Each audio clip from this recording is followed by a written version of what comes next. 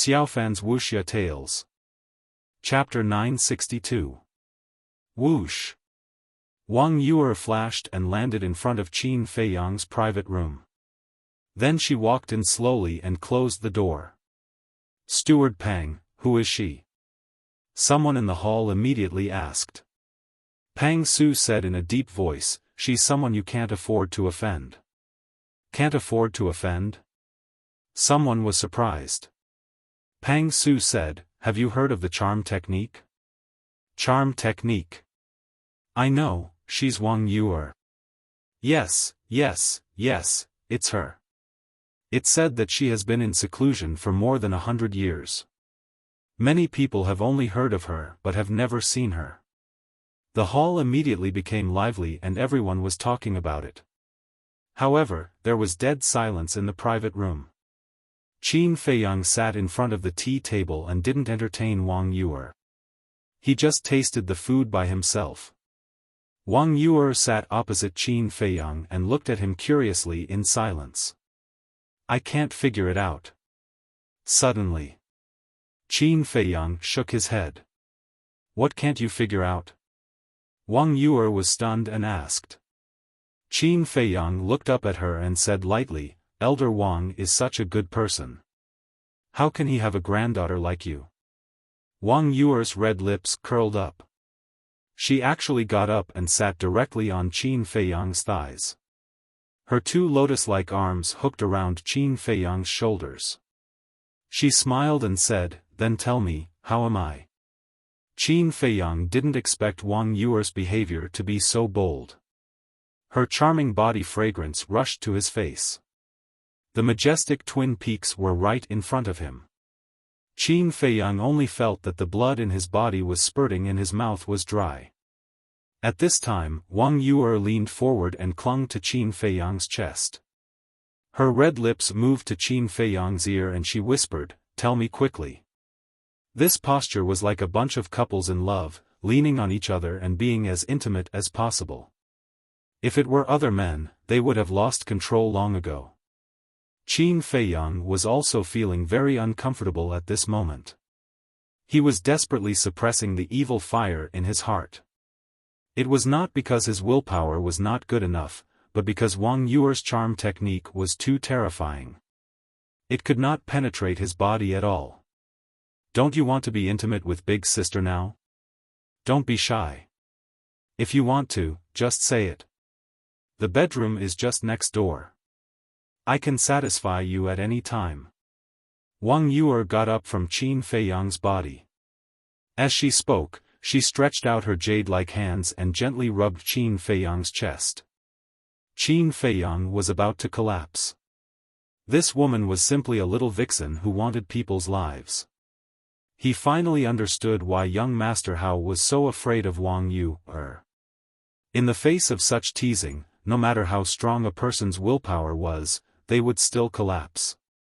"Be rational, you must be rational." Qin Feiyang fiercely bit his tongue. The sharp pain finally woke him up. He immediately pushed Wang Yuer away and said with a frown, "As a woman, you should know how to respect yourself." However, before he finished speaking, Wang Yuer sat on his lap again. And her movements were even more frivolous than before. She directly grabbed Qin Feiyang's hand and pressed it against her chest. Qin Feiyang was so shocked that he broke out in a cold sweat. He said angrily, "What on earth do you want to do?" Wang Yuer said with a charming smile, "Silly brother, can't you see it? I want to be your woman. I already have a sweetheart." Qin Feiyang's face darkened.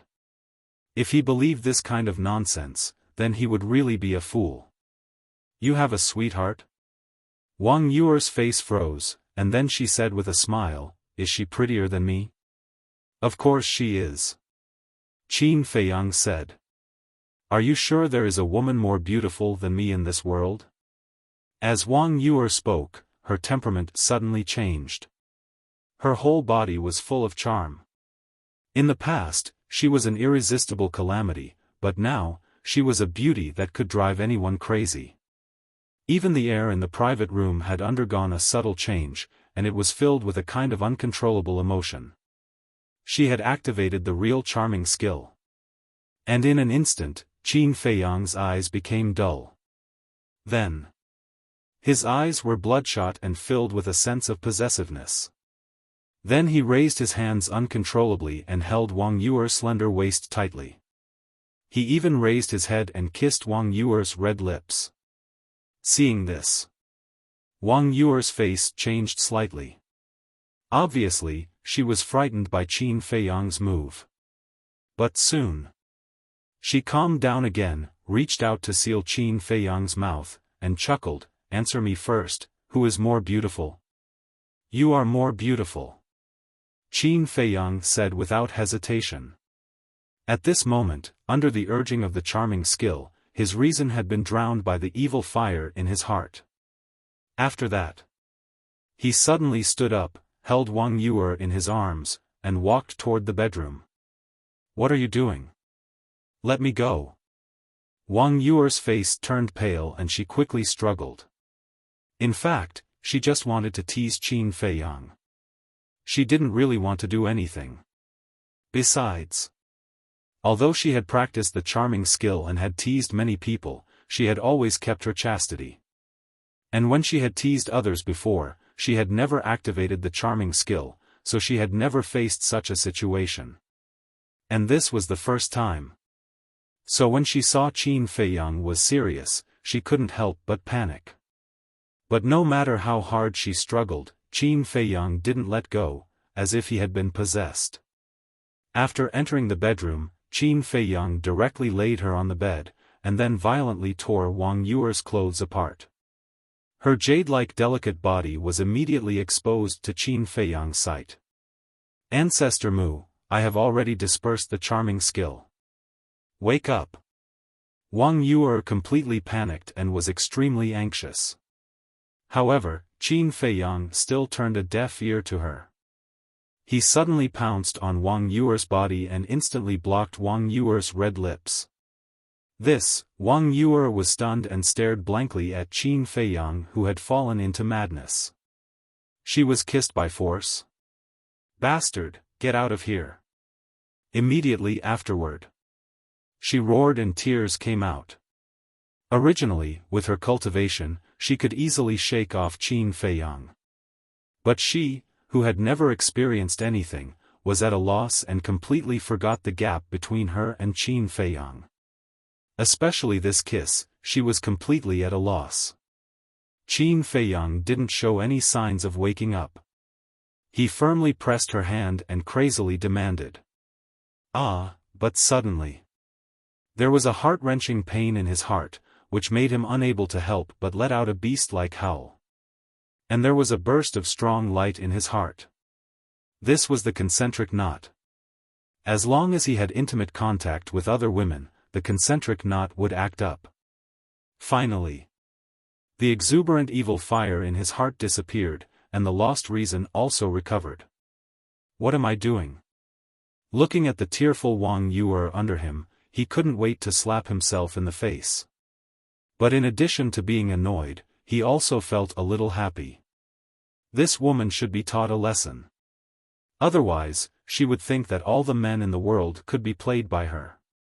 Qin Feiyang's eyes flashed, and he reached out to stroke Wang Yuer's black hair lovingly.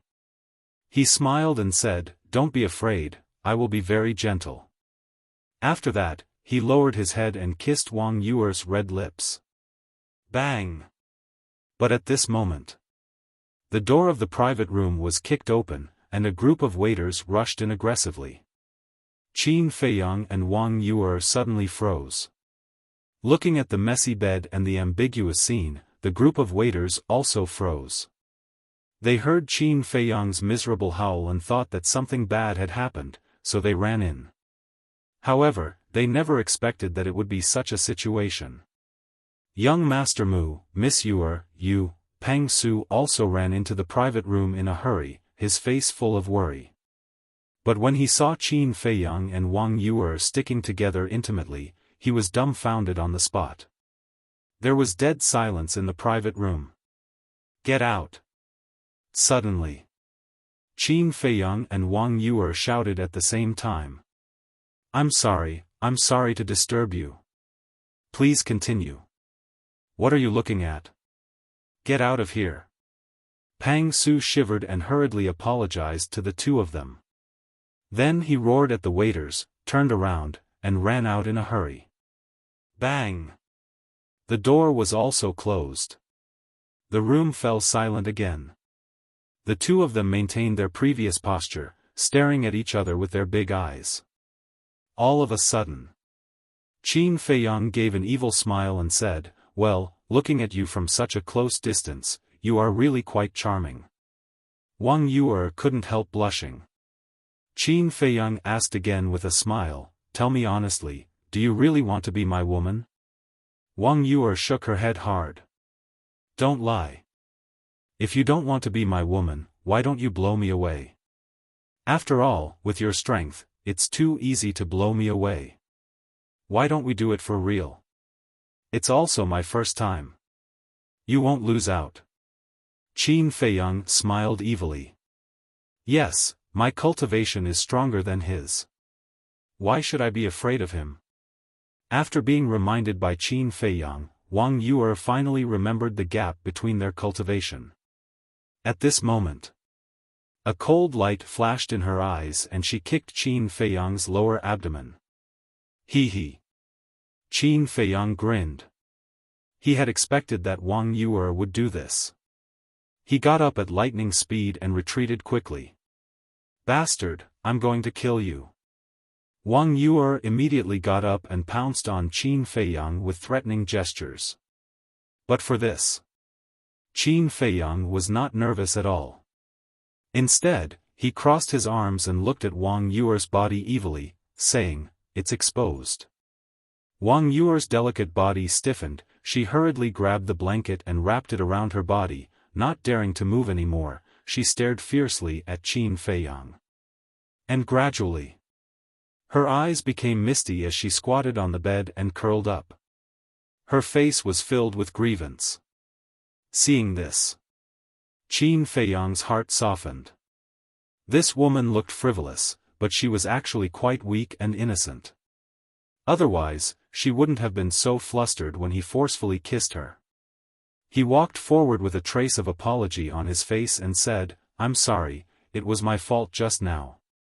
I apologize to you. Don't play like this in the future, you'll bring trouble to yourself." "What's the use of apologizing? I'm afraid the people of the Dragon Phoenix Pavilion already know about this.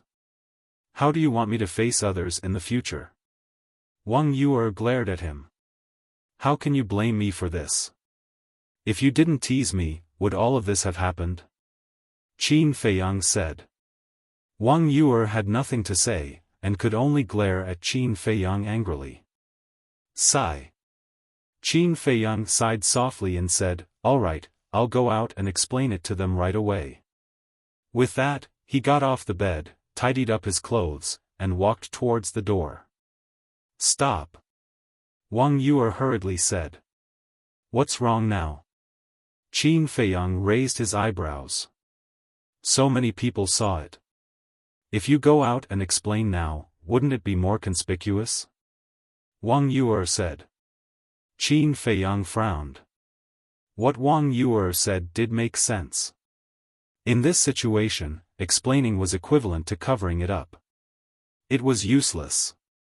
He asked, "Then what do you think we should do?" "You go out first, I want to put on my clothes." Wang Yuer stared at him warily. "I've already seen it all. What's there to hide?" Qin Feiyang shook his head and turned to enter the tea room. He sat in front of the tea table and made tea with his back facing Wang Yuer. Chapter 963. Pervert, I'll teach you a lesson sooner or later. She glared at Qin Feiyang fiercely, then found the Qianquan bag on the messy bed and ran into the bathroom as if running for her life. A moment later, she finally came out of the bathroom. Hearing the footsteps, Qin Feiyang turned his head and looked at her. There was a flash of surprise in his eyes. At this moment, Wang Yuer was wearing a snow-white floor-length dress, which was spotless. Her black hair was like a waterfall, exuding a faint fragrance. Her previous charm had also vanished without a trace. Instead, she looked even more pure, making her seem even more charming. Pervert, bastard. Seeing Qin Feiyang staring at her, Wang Yuer's face suddenly showed a trace of disdain. Qin Feiyang was quite speechless. Who began to tease him as soon as she came in? Now she called him a pervert. It was natural for women to be unreasonable in front of men, but there should be a limit, right? Wang Yuer sat opposite Qin Feiyang and said, "Tell me, how are you going to compensate me for my loss?" Qin Feiyang was stunned and then said, "Are you kidding me? It seems that I'm the one who suffered a loss today, right?" "You suffered a loss?" Wang Yuer suddenly stood up, and her eyes were full of anger. Qin Feiyang waved his hand and said indifferently, "Don't look like you're going to eat me alive. This matter was caused by you in the first place. If we're talking about compensation, it should be you compensating me." "Bastard, are you still a man?" Wang Yuer said angrily. He took advantage of her and actually wanted her to compensate. That was too much. "Whether I'm a man or not, you'll know after you try," Qin Feiyang said with an evil smile. Wang Yuer was so angry that her body trembled and she gritted her teeth. "Okay, it's already happened. What's the use of saying this?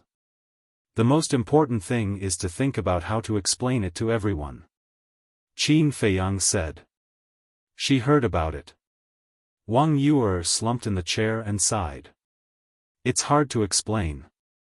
So we'll just let everyone misunderstand?" Qin Feiyang asked. "What else do you think we should do?" Wang Yuer glared at him angrily. "There's no other way. But I'm quite worried." Qin Feiyang frowned. "You're a man. What are you worried about?" Wang Yuer sneered. "I'm worried about your grandfather and your parents. If they find out about this, regardless of whether it's right or wrong, they'll definitely come after me." Qin Feiyang rubbed his forehead. This woman was really a troublemaker. "You deserve it." Wang Yuer snorted coldly. "Unreasonable indeed." Qin Feiyang shook his head and said, "I'm not in the mood to bicker with you right now. Tell me, what do I have to do for you to give me the 10th part of the soul refining technique?"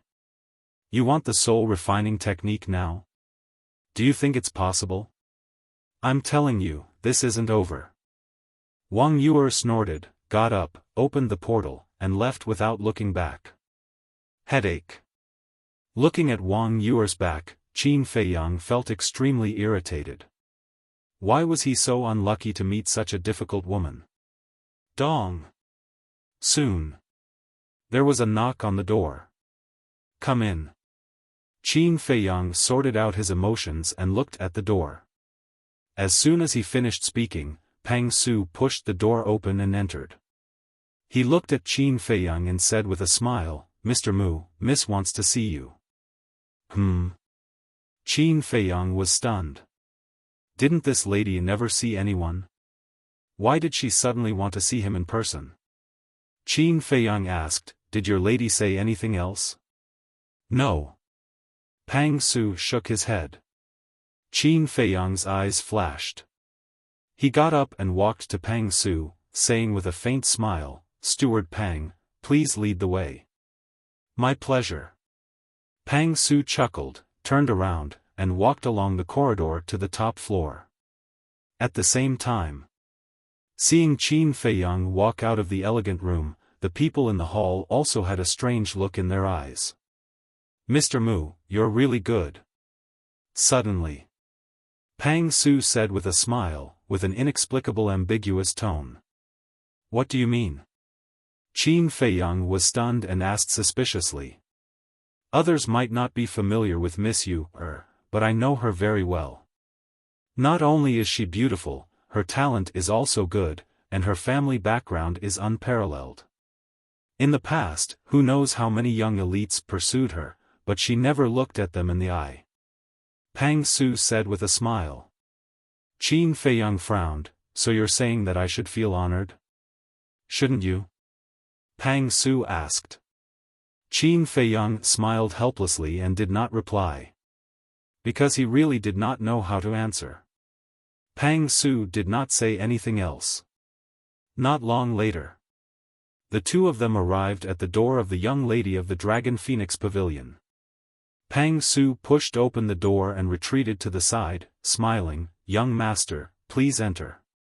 Qin Feiyang glanced at the room and walked in. Pang Su closed the door as well. The layout of the room was still the same as before. There weren't many changes. The young lady of the Dragon Phoenix Pavilion was still sitting behind the curtain. It was hazy, making it hard to see her clearly. We meet again. Please take a seat. The woman's voice came from behind the curtain. It was as clear and pleasant as an oriole leaving the valley. It's better not to meet like this. Qin Feiyang shook his head. There was only one chair in the room. Qin Feiyang looked at the chair, raised his head to look at the blurry figure, and said, "There's no need to sit. If you have something to say, just say it." Young master's personality hasn't changed at all. He's straightforward. All right, I'll be direct.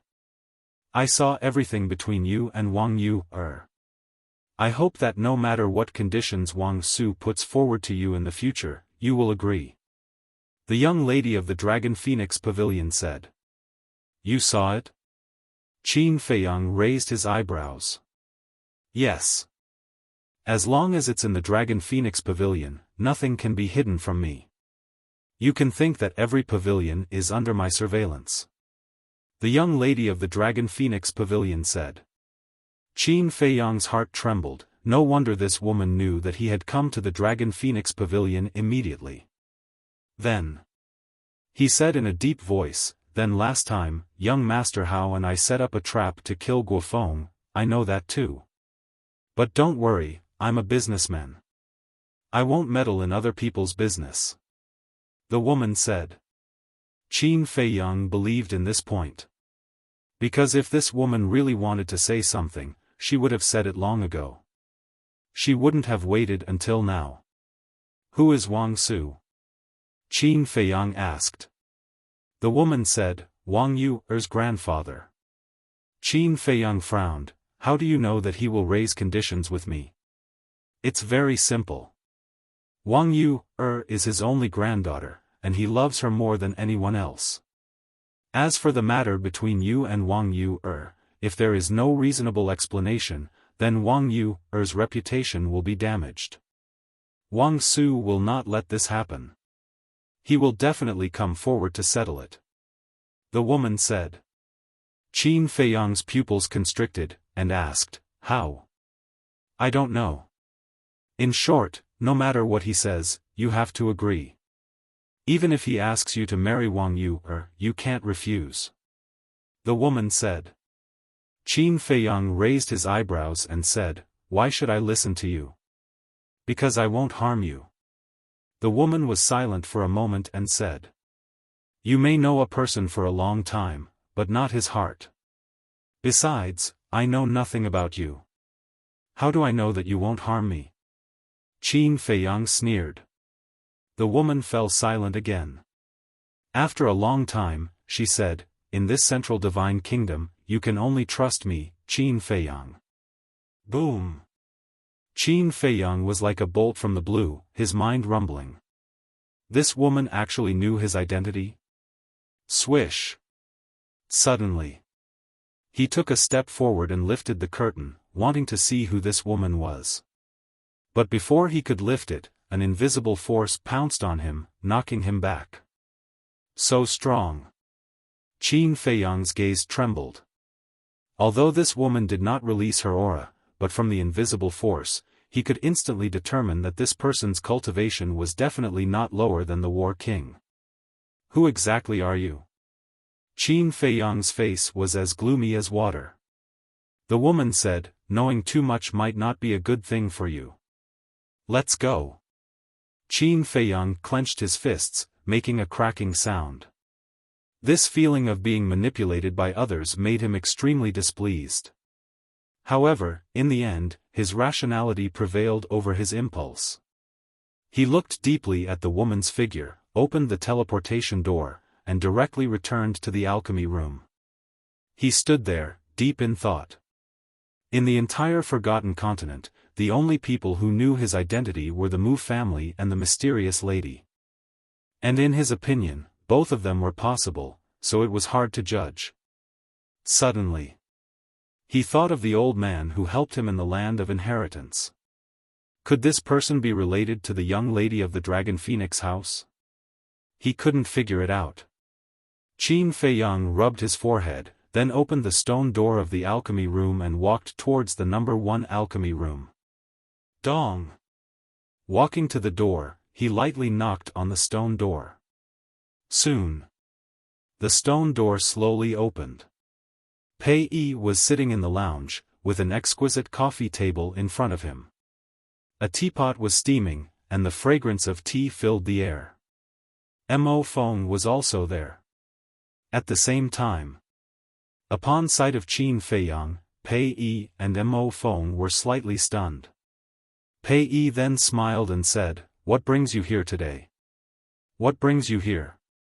Qin Feiyang chuckled, walked into the alchemy room, closed the stone door behind him, and entered the lounge. "Sit anywhere." Pei Yi pointed to the chair beside him. After Qin Feiyang sat down, Mo Feng immediately washed a teacup and placed it in front of Qin Feiyang. Then, she poured the tea and smiled, "Senior brother Pei and I were talking about you." "What about me?" Qin Feiyang looked at the two of them suspiciously. "We were talking about how capable you are. Not only did you break through to the Battle Saint realm so quickly, you even subdued that demoness." Mo Feng shook her head and smiled. "Demoness?" Qin Feiyang was stunned. "Don't you know? In our eyes, Wang Yu is a demoness. No, to be exact, she's even scarier than a demoness. Can you tell us, how exactly did you subdue her?" After putting down the teapot, Mo Feng looked at Qin Feiyang with a face full of curiosity. Qin Feiyang smiled bitterly. He didn't expect that the news would spread to the two of them so quickly. It was really like the old saying, "Good things don't go out, but bad things do." Qin Feiyang said, "If I say that this is a misunderstanding, would you believe me?"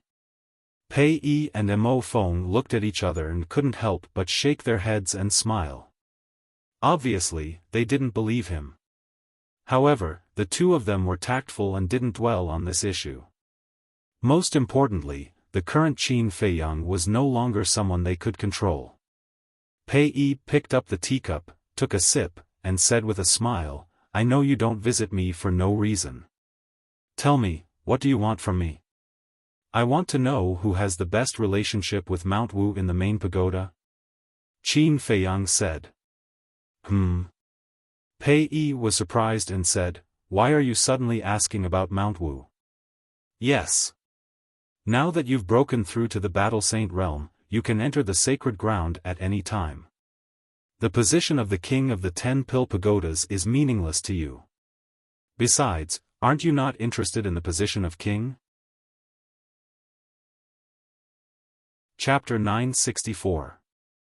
Indeed, I'm not interested in the throne. However, I've encountered some trouble recently and need to investigate it. Qin Feiyang said vaguely. "Trouble?" Pei Yi was stunned. "Do you need help?" "That's not necessary." Qin Feiyang shook his head and smiled. Pei Yi nodded and looked at Mo Feng. "Tell him about it." Mo Feng pondered for a moment and looked at Qin Feiyang. "There are many people in the main pagoda who are close to Wu Shan, but there's only one who is especially close to him. You've met him before, Wu Yang." "Wu Yang?" Qin Feiyang pondered for a moment and said, "Are you talking about the person who asked me to go to the second pagoda?" "Yes, that's him." Mo Feng nodded. "What a coincidence. Alright, I'll go and meet him now." Qin Feiyang smiled playfully, stood up, and cupped his fists. He then turned and left the first alchemy room. Senior Brother Pei, this person is extraordinarily terrifying. After Mo Feng closed the stone door, he looked at Pei Yi and said with deep fear in his eyes. Yes. In just over a year, he broke through from an 8-star battle grandmaster to a 1-star battle saint. This speed is unprecedented. Pei Yi sighed. I remember when he first entered the main pagoda, I looked down on him and even said that you would always be his backer. Now that I think about it, why was I so childish back then?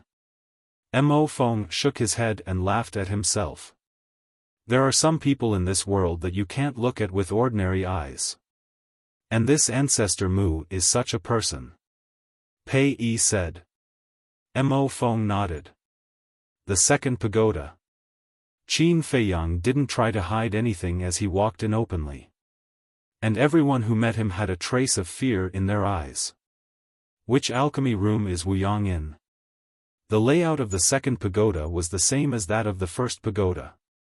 Qin Feiyang came to the bottom of the patio and asked a few disciples not far away. The second alchemy room. One of them pointed up and said timidly. Am I that scary? Qin Feiyang raised his eyebrows, leaped into the air, and landed on the top floor like a bolt of lightning. The disciples below also began to discuss in low voices. The topics of discussion were none other than Qin Feiyang's cultivation, the fact that he had become the chief pagoda master's disciple, and the relationship between Qin Feiyang and Wang Yuer. Qin Feiyang naturally caught it, but he turned a deaf ear to it and walked straight to the door of alchemy room number 2. Their relationship is indeed extraordinary. Looking at the number on the stone door, Qin Feiyang's eyes lit up. He wasn't sure about Wu Yang's talent in alchemy, but he knew that his strength wasn't that great. Therefore, the reason why Wu Yang was able to occupy alchemy room number 2 was mostly because of Wu Shan. Dong! Qin Feiyang knocked hard on the stone door. Time slowly passed. More and more people gathered below. All kinds of discussions were intertwined, making the place extremely noisy. Rumble. Finally. The stone door opened. A young man in white stood behind the door. It was Wu Yang. What are you doing here? Because of the previous incident, Wu Yang had always been very prejudiced against Qin Feiyang. Therefore, when he saw that it was Qin Feiyang, his eyes suddenly became gloomy. However, Qin Feiyang didn't seem to hear it. He narrowed his eyes and looked Wu Yang up and down. Soon. He vaguely sensed a familiar bloody aura on Wu Yang's body. He actually took the blood demon pill too. A cold light flashed in the depths of his eyes and he said with a faint smile, "What? Won't you let me in? You're not welcome." Wu Yang shook his head. "It's not up to you." Qin Feiyang shook his head and smiled. He directly pushed Wu Yang away and strode in. Wu Yang was about to get angry. "I advise you to close the stone door immediately. Otherwise, if those people outside know about your evil deeds, I'm afraid you will die on the spot." Qin Feiyang said without turning his head. "What do you mean?" Wu Yang frowned, but in the end, he still closed the stone door. Just as the stone door closed, Qin Feiyang released his holy aura and directly imprisoned Wu Yang. "What are you doing?" Wu Yang was shocked and furious. Qin Feiyang didn't answer. He tore off Wu Yang's clothes and a Qianquan bag suddenly fell to the ground. "If I'm not wrong, there should be more blood demon pills in this Qianquan bag." Qin Feiyang laughed and then bent down to pick up the Qianquan bag and began to search. How did he know? Hearing Qin Feiyang's words, Wu Yang felt as if he was struck by lightning and his face instantly turned pale. Not long after, Qin Feiyang took out a few blood demon pills from the Qianquan bag.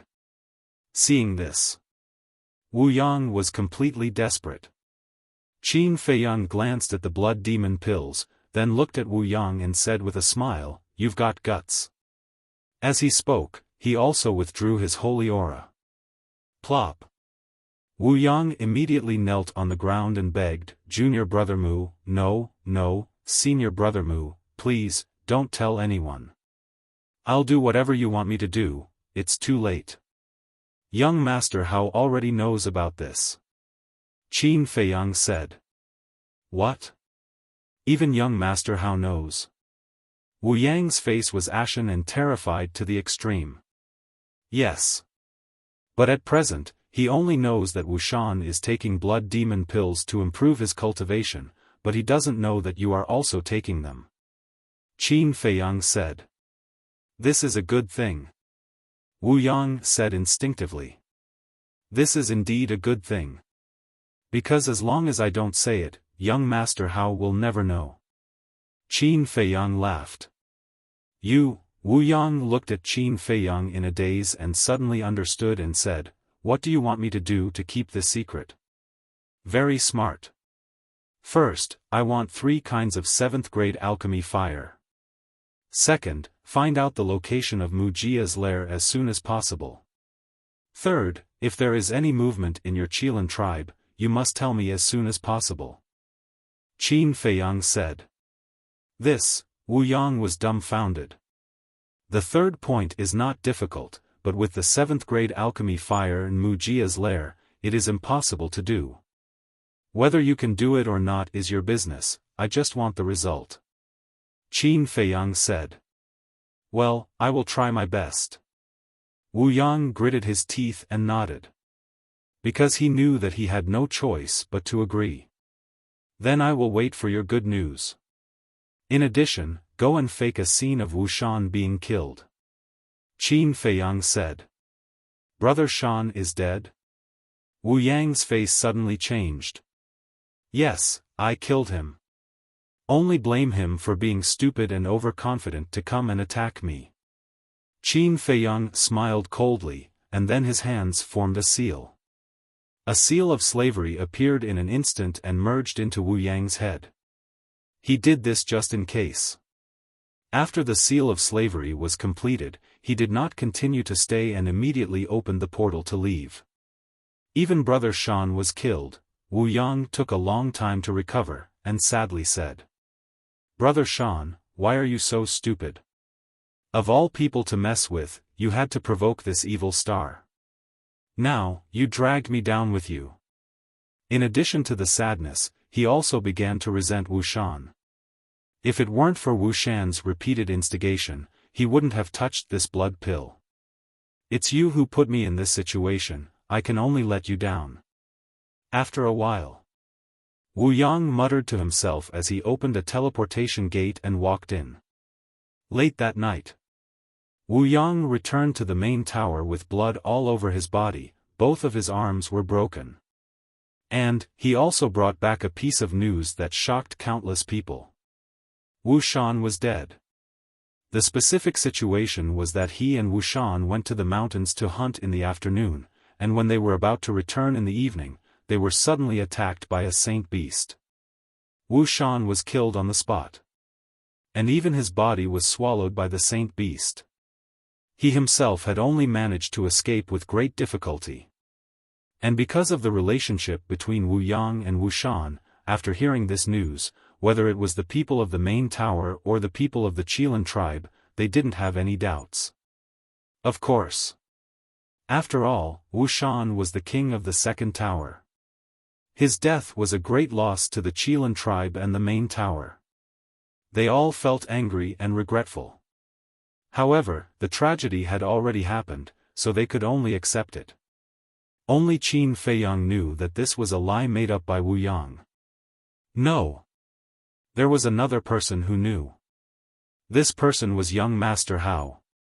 Deep in the main tower, in a certain mountain stream, there was an exquisite courtyard. Young Master Hao sat alone in the garden, staring at the night sky, his eyes full of confusion. During the day, Qin Feiyang told him that Wu Shan died in the White Tiger Mountain Range, and was killed by Qin Feiyang. Why did it change at night? What was hidden in this? Was Qin Feiyang lying, or was Wu Yang lying? Similarly, in the depths of the main tower, in a secluded place, there was also a courtyard. At this moment, in the courtyard, it was brightly lit. In the hall of the attic, an old man in white sat in front of the tea table, staring at the bubbling teapot.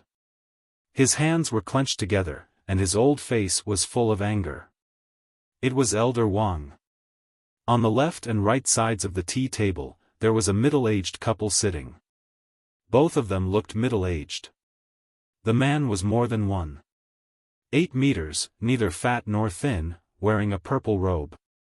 His 2 thick eyebrows were neatly trimmed, like 2 sharp swords, exuding a fierce aura. The middle-aged woman was also wearing a purple robe, with a gorgeous jade hairpin on her head. Her long hair was tied up high, and she looked graceful and elegant, with an extraordinary temperament. The 2 of them were also silent, and their faces were quite ugly. In the hall, except for the sound of boiling tea, there was a dead silence. At the same time, a woman in white was hiding outside the door. It was none other than Wang Yu. She stuck her head out, glancing at Elder Wang and the other 2 from time to time, looking extremely nervous. Bastard! Time passed by slowly.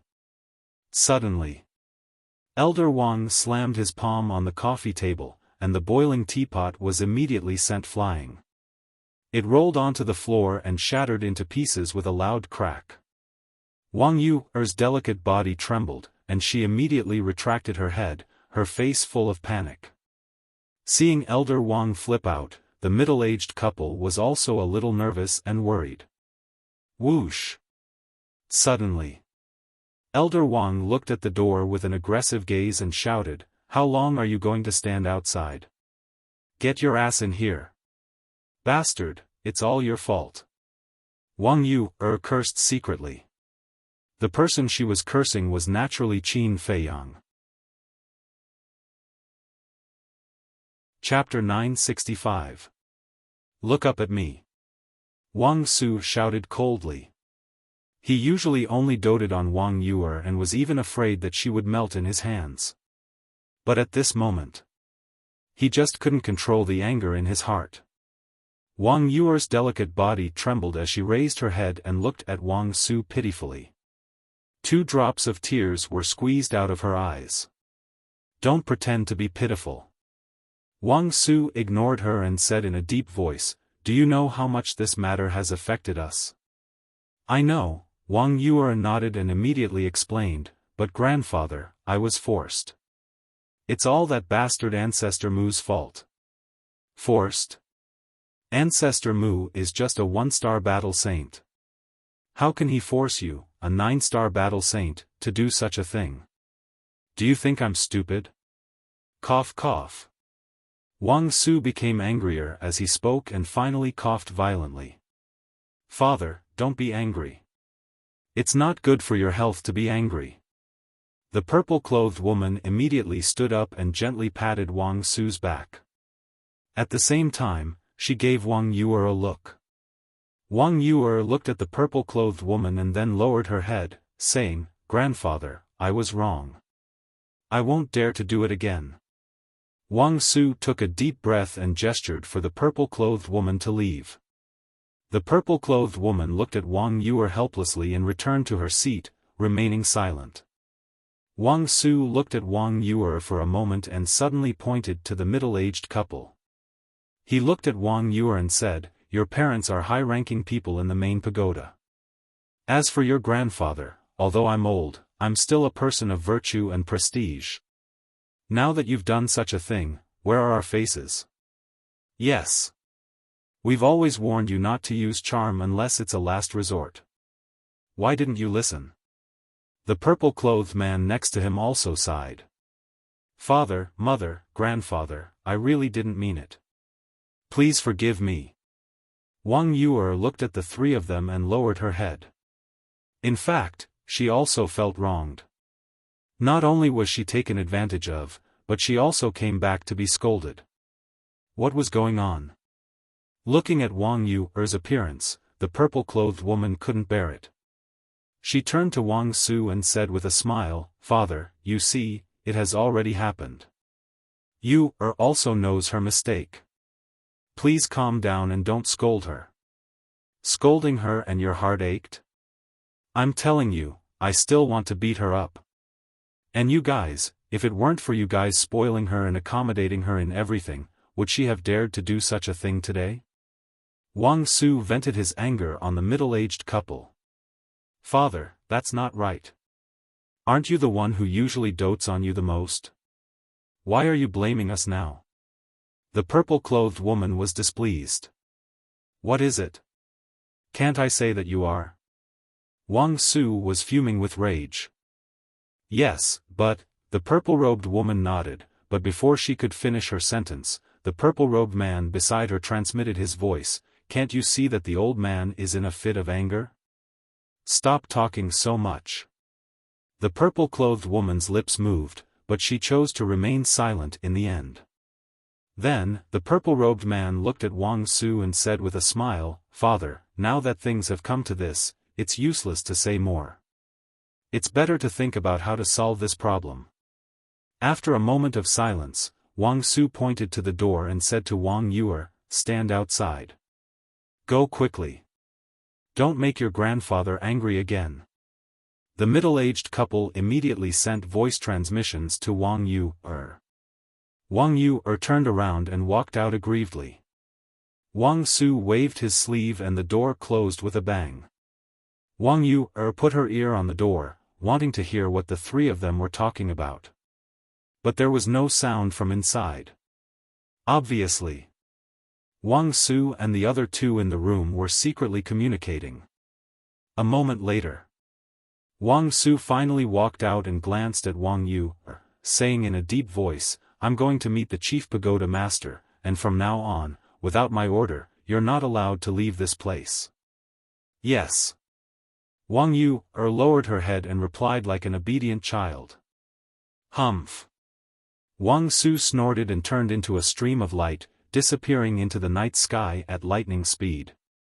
The middle-aged couple also did the same. "Father, Mother, what's the result of your discussion with Grandpa?" Wang Yuer quickly looked at the two of them and asked. "Sigh." The two of them looked at Wang Yuer deeply and finally let out a long sigh. Without saying anything, they flew into the sky and left. "How can this be? I'm the victim, shouldn't you ask for my opinion first?" Wang Yuer stomped her feet in anger. "Sister, are you sure you're the victim?" Suddenly, a wicked laugh sounded, and outside the courtyard, a young man in white walked out of the darkness. It was young Master Hao. "Brat, what did you say?" Wang Yuer looked at young Master Hao and suddenly frowned. Young Master Hao flashed and landed beside Wang Yuer, smiling slyly. "Sister, how do you feel?" "How do I feel?" Wang Yuer was stunned and asked.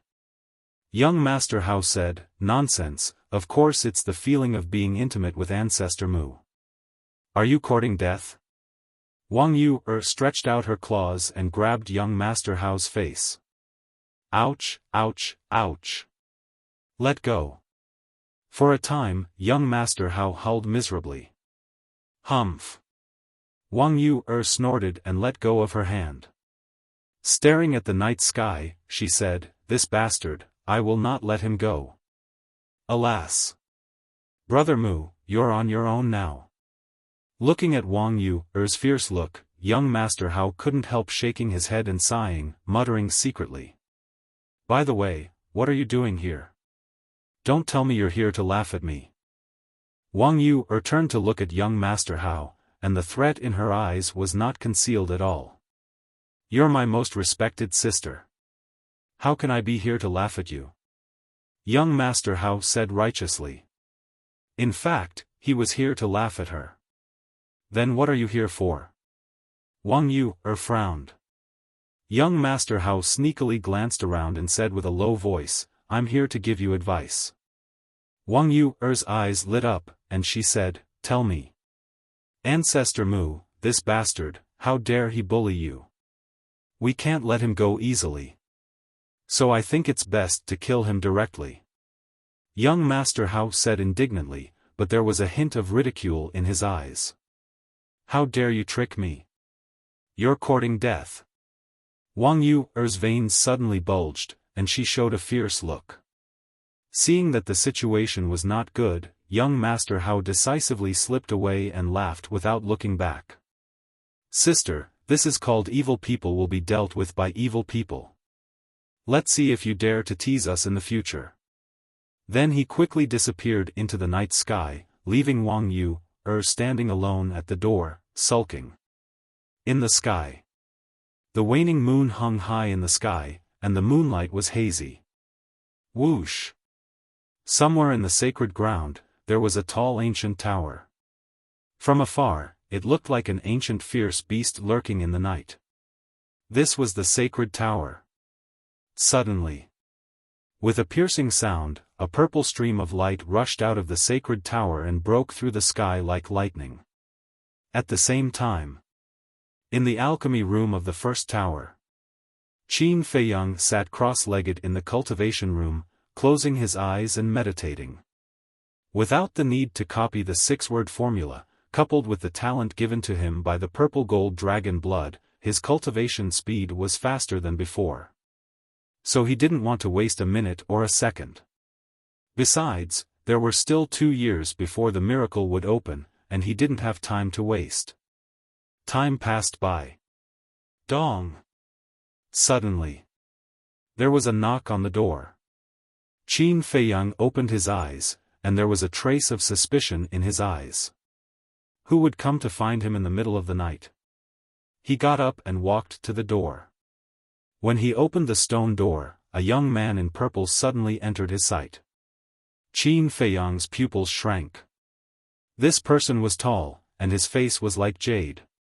His eyes were like stars, and his thick black hair was like a sharp sword. He exuded an astonishing aura. The most important thing was that this person's aura was very strong, and Qin Feiyang couldn't see through it at all. Without waiting for Qin Feiyang to speak, the young man in purple walked into the alchemy room uninvited. You are? Qin Feiyang frowned. Close the door. The young man in purple didn't answer, nor did he look back at Qin Feiyang. Whether it was his tone or his posture, he was incomparably cold and arrogant. This is my alchemy room. Qin Feiyang raised his eyebrows and said coldly.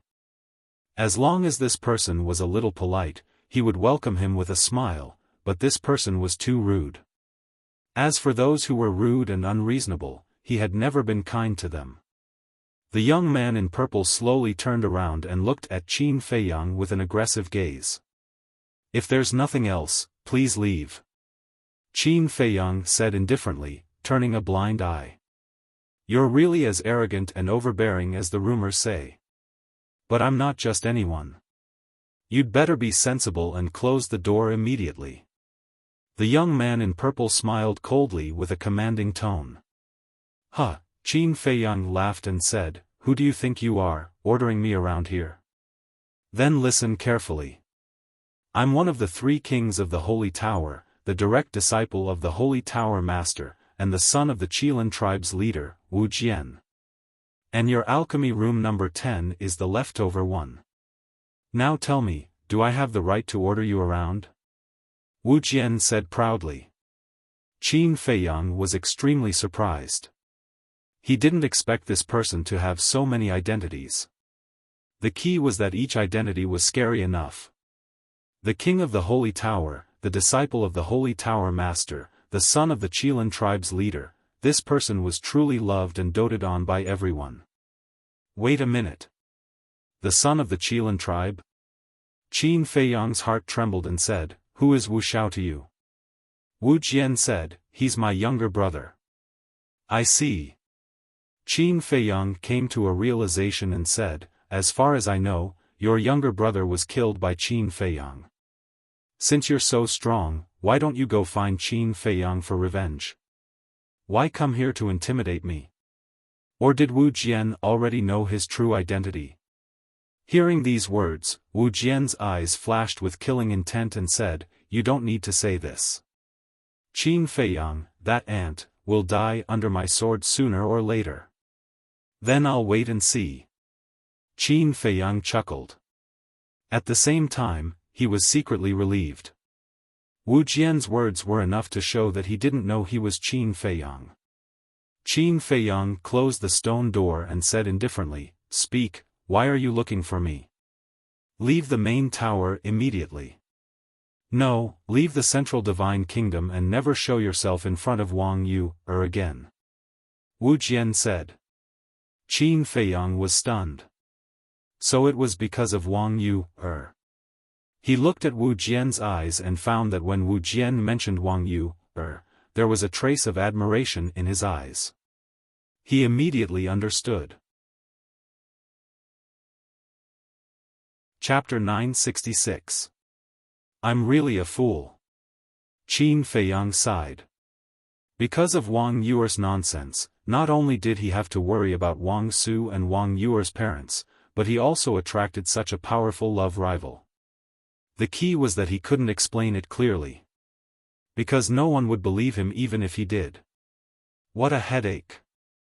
Seeing that Qin Feiyang didn't speak for a long time, Wu Jian raised his brows slightly and said, "As long as you're willing to leave, I can satisfy any of your conditions."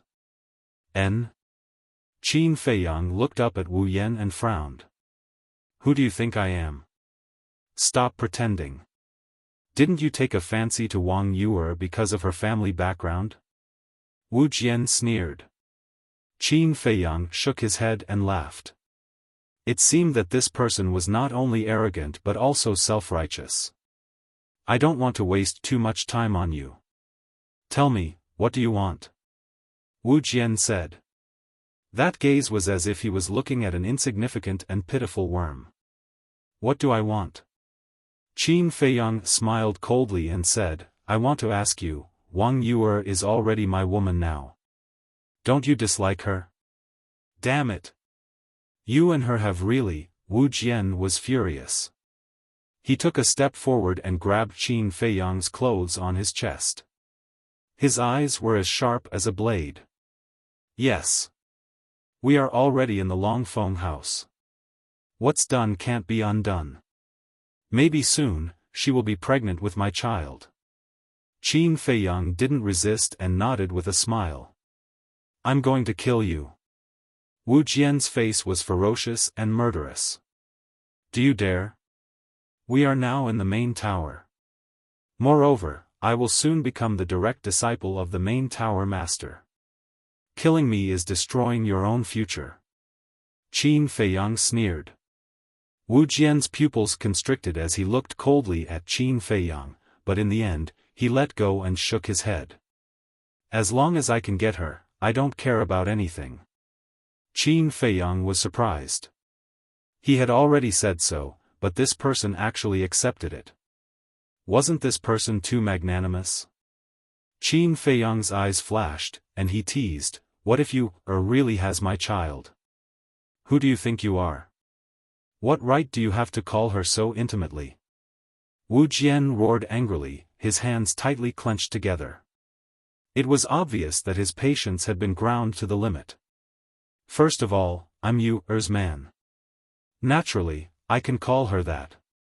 Secondly, I'm not interested in the things you mentioned. In the end, you really are a hypocrite. Do you really think I'll believe that you like Yuer? You're just interested in her family background and want to use her to achieve your ambitions. Thus, to people like you, I only want to say one thing. Scram as far as you can, and don't bother me. The door is right there. I won't be seeing you out." Qin Feiyang waved his hand and opened the stone door. He looked at Wu Jian with disgust. "All right, just you wait. Even if you become the chief pagoda master's disciple, I won't let you have an easy time." Wu Jian looked at him gloomily. In the end, he flicked his sleeves and left after saying some harsh words. "Be careful, there are too many stairs. Don't trip." Qin Feiyang waved his hand and smiled brightly. Wu Jian's face was terrifyingly gloomy. Bam! Qin Feiyang waved his hand again and the stone door closed. His eyes also turned cold. This person definitely wouldn't let it go. It seemed that he had to find an opportunity to strike first. He pondered for a while. He took out the image crystal. In a short while, Yan Wei's shadow appeared. Qin Feiyang said, "Keep an eye on Wu Jian. If there's a chance, get rid of him." Wu Jian? Yan Wei was suspicious. Qin Feiyang said, "You can ask Li He about his detailed information. In short, I don't want to see him again." Okay. Yan Wei nodded. After turning off the image crystal, he immediately took action. What's so great about being a king of the sacred tower? Since you dare to come looking for trouble, you still have to die. Qin Feiyang smiled coldly. He also put away the image crystal and entered the cultivation room. He took out a battle chi pill and continued to cultivate with his eyes closed. The next day, early in the morning, a group of deacon elders were busy in the square of the Pill Pagoda. Some people were decorating. Some people were placing chairs and tea tables. Gongsun Bei was also there, but he didn't do anything. He was just supervising. Less than half an hour later, the originally simple square became magnificent. There was a layer of red carpet on the ground. In front of the square, there was a high platform with a golden statue. It was incomparably imposing. What are they doing? The disciples passing by couldn't help but stop and look at the deacon elders suspiciously. They should be preparing for the ceremony. Someone whispered. Sigh. This ancestor Mu is really lucky. How long has it been since he entered the Pill Pagoda? He was actually valued by the Pill Pagoda master and even captured the heart of Elder Wang's granddaughter. Why don't I have such luck? Someone sighed, his face full of envy. As time passed breath by breath, more and more people gathered. After the deacon elders were properly arranged, they took their places under the command of Gongsun Bei to maintain order. As for Gongsun Bei, he stayed on the high platform. Gradually, the sun rose from the horizon. The sunlight shone on the earth, reviving everything and making them full of vitality. The leader of the Qilin tribe has come with the high priest to congratulate. Suddenly, accompanied by a loud voice, a middle-aged man descended on the square. Beside him was a black-clothed old man. Both of them had a Qilin pattern on their clothes. Gongsun Bei stood on the high platform and looked at the two with a smile. You two are really early. Please sit. How dare we neglect the Pill Pagoda Master's disciple ceremony? Before his voice faded, two more people appeared out of thin air. They were also a middle-aged man and an old man, but the difference was that on their clothes, there was a small golden sword pattern embroidered on their clothes. They are from the Immortal Sword tribe. It seems that this time, the people from the top 10 tribes will come to congratulate. You must be from the countryside. Don't you know that the Scorpion tribe has been exterminated? Hehe, I forgot that it is now one of the top 9 tribes. The surrounding disciples discussed in low voices. Whoosh! Soon, 2 more figures appeared. These two were a middle-aged man and a middle-aged woman. The man was tall and burly, and the woman was still charming. They came hand in hand. And the pattern on their chests was a lifelike divine python. The leader and high priest of the divine python tribe are also here. This ceremony is really grand. Yes, from today onwards, Ancestor Mu will be a well-known figure in the Central Divine Kingdom. Countless people sighed in their hearts. Thinking back, when Ancestor Mu first entered the Pill Pagoda, who would have thought that there would be such a day? Next, the leaders and high priests of the other top tribes also arrived one after another. Everyone's cultivation was unfathomable. And in addition to the top 9 tribes, the pavilion master of the trading pavilion also came. In short, although there were not many people who came this time, they were all existences standing at the top of the pyramid of the Forgotten Continent. I believe that the master of the head pagoda will be very pleased that everyone is able to come as promised. On behalf of the master of the head pagoda, I would also like to sincerely thank everyone who came from afar. Gongsun smiled and then bowed to everyone. Brother Gongsun is too polite. Although we are not from the head pagoda, we have always been grateful to the head pagoda. Yes. If the Forgotten Continent did not have the protection of the head pagoda, there would not be tribes like us, and we would not be able to live such a comfortable life. The big shots stood up and smiled. However, as long as one was not a fool, one could tell that these were just polite words. Of course. Gongsun also could not break this layer of membrane. He smiled and said, "Everyone, please take a seat. Come, serve tea to the lords." Soon, more than a dozen deacon elders came out, carrying teapots and teacups, and sent them to the big shots. The big shots also drank tea while chatting in private. Another half an hour passed. Whoosh! Suddenly, a burst of ear-piercing sound broke through the air.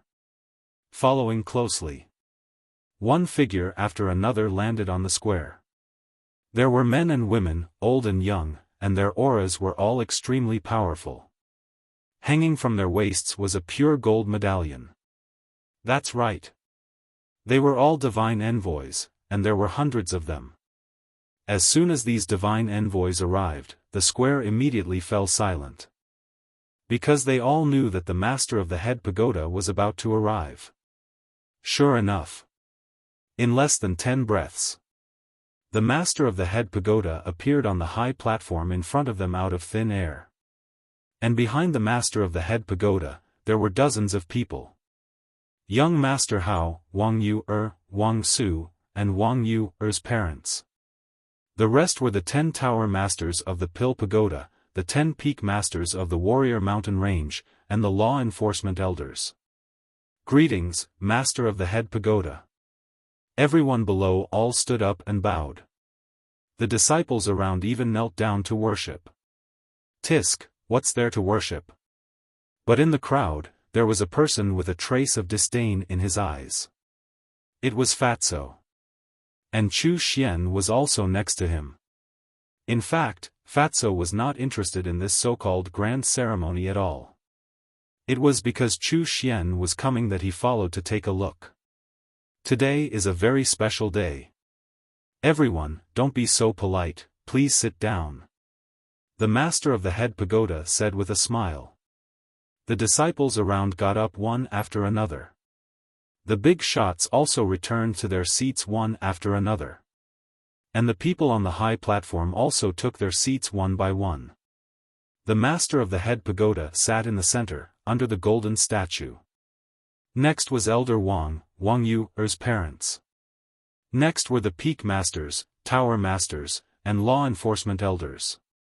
As for young Master Hao and Wang Yu, they stood behind the master of the head pagoda and Elder Wang respectively. The master of the head pagoda glanced at the crowd and was slightly stunned. He turned to look at Gongsun and asked, "Where is Ancestor Mu? Why don't I see him?" Today's main character was Qin Feiyang. Without the main character, the ceremony would definitely not be able to proceed. Faced with the master of the head pagoda's question, Gongsun also had a suspicious look on his face. Young Master Hao frowned and asked Gongsun, "Didn't you send someone to inform him?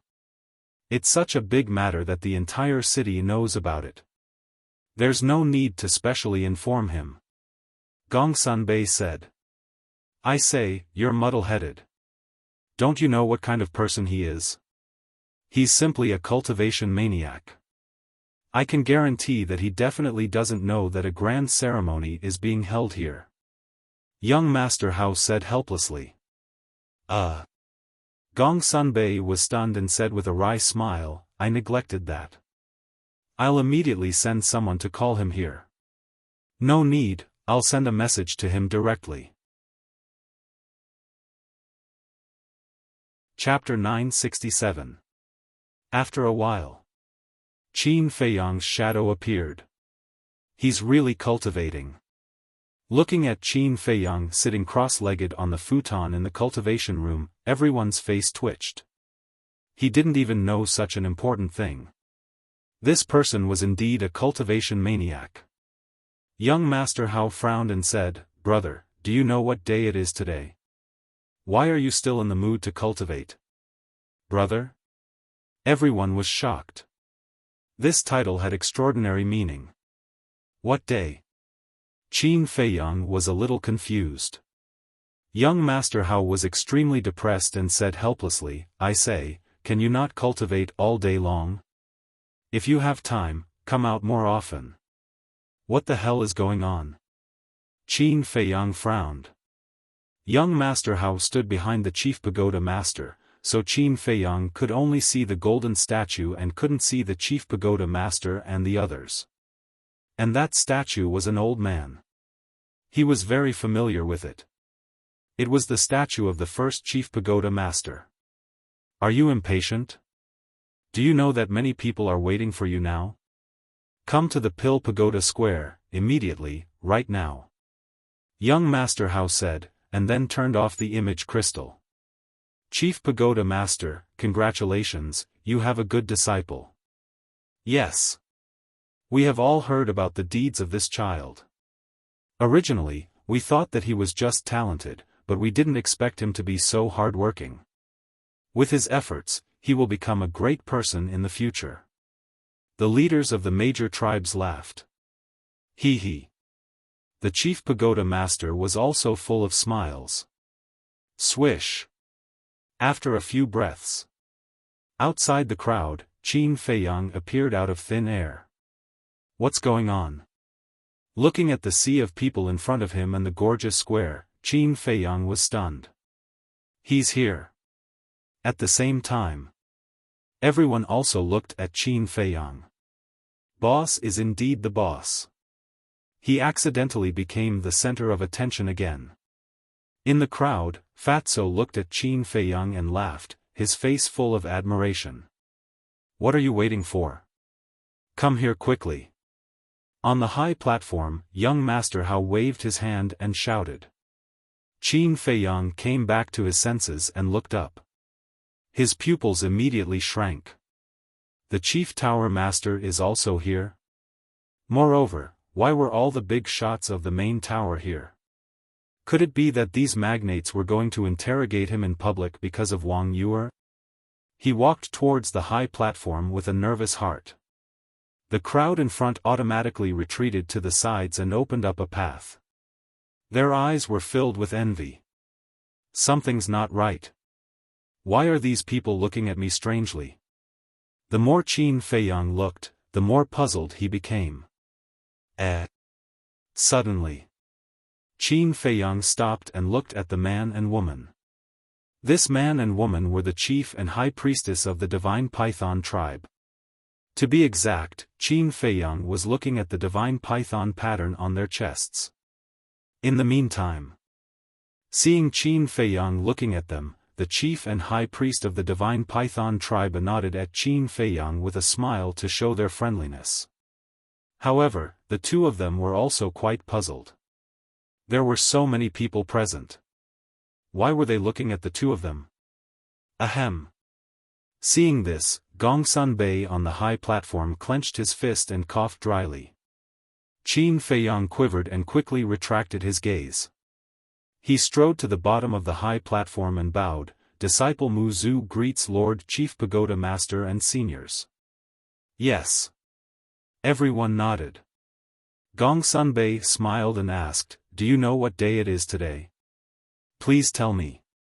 Qin Feiyang said. "Today is the day the Chief Tower Master accepts you as his disciple. This ceremony is specially prepared for you. But you hid in the alchemy room to cultivate and made everyone wait for so long." Gongsun Bei said unhappily. Qin Feiyang was startled. Soon after, he smiled bitterly and said, "So that's how it is. This matter is indeed due to this disciple's negligence. I hope that Lord Chief Pagoda Master and seniors can forgive me. It's okay. Don't listen to Gongsun Bei's nonsense.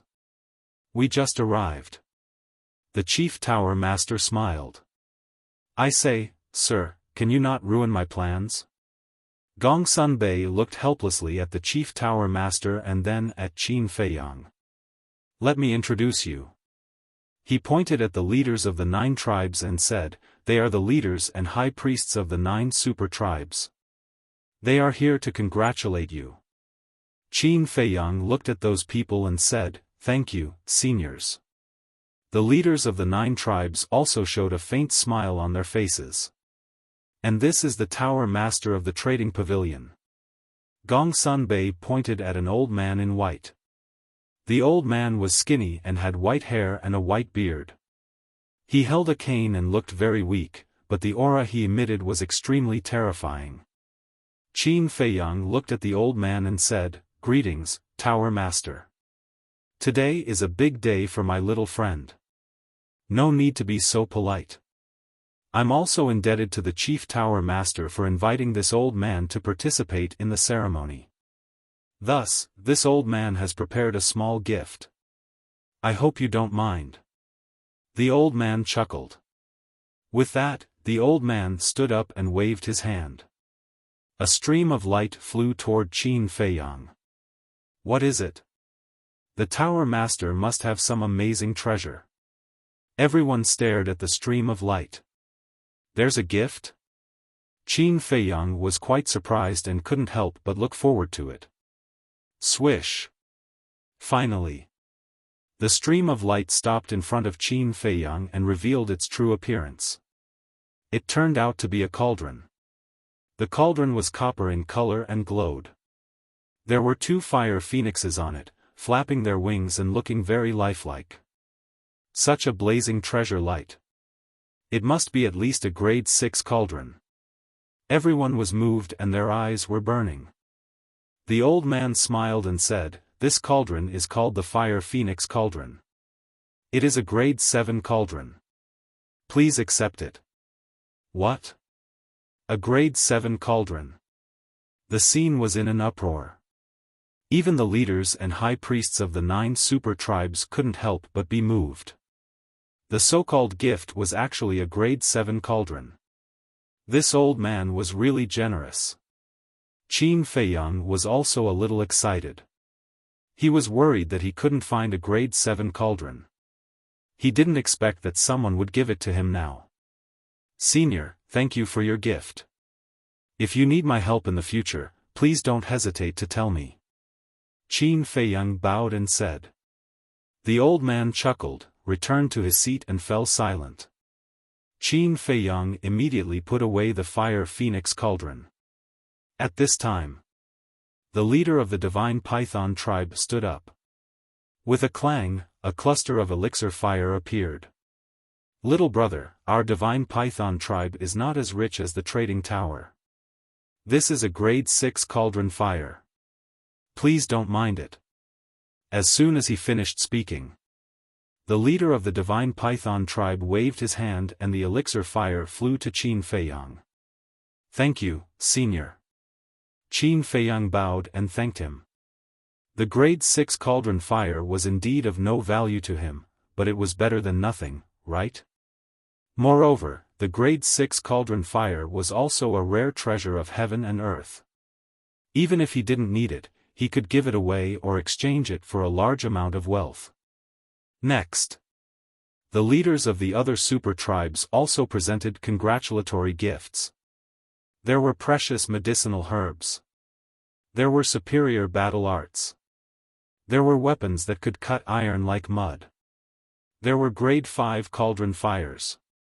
Compared to the Trading Tower and the Divine Python tribe, these gifts were much inferior. But Qin Feiyang still accepted them one by one. After all, this was a token of goodwill from others. If he refused in public, not only would it embarrass others, but it would also show that he didn't know how to behave.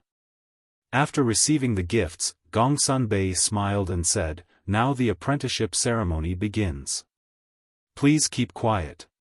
Wait. At this moment, a heavenly voice sounded, following closely. In the distant void, a pale golden figure broke through the air like lightning. Who is she? Everyone looked at the golden figure suspiciously. It's her. But there was a trace of excitement in young Master Hao's eyes. Because the person who came was the young lady of the Dragon Phoenix house.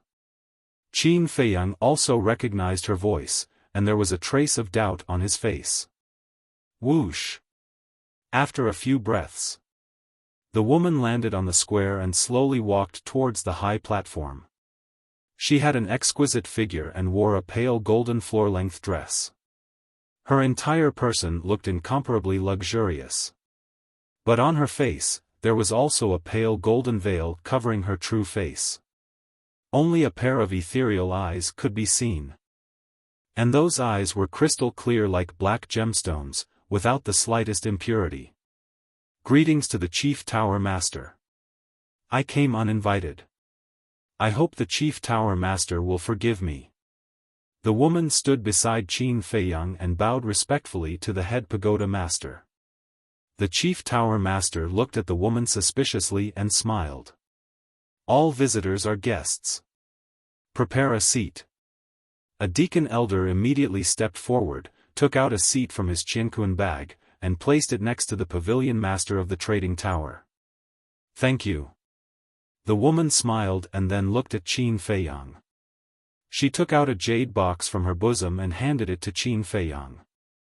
She smiled faintly and said, Young Master Mu, this is a small gift I prepared. I hope you will accept it. Qin Feiyang took it in his hand suspiciously. He opened the jade box and saw a jade slip inside. Qin Feiyang took out the jade slip and immersed his mind into it. Immediately, his eyes trembled. This was a perfect battle art.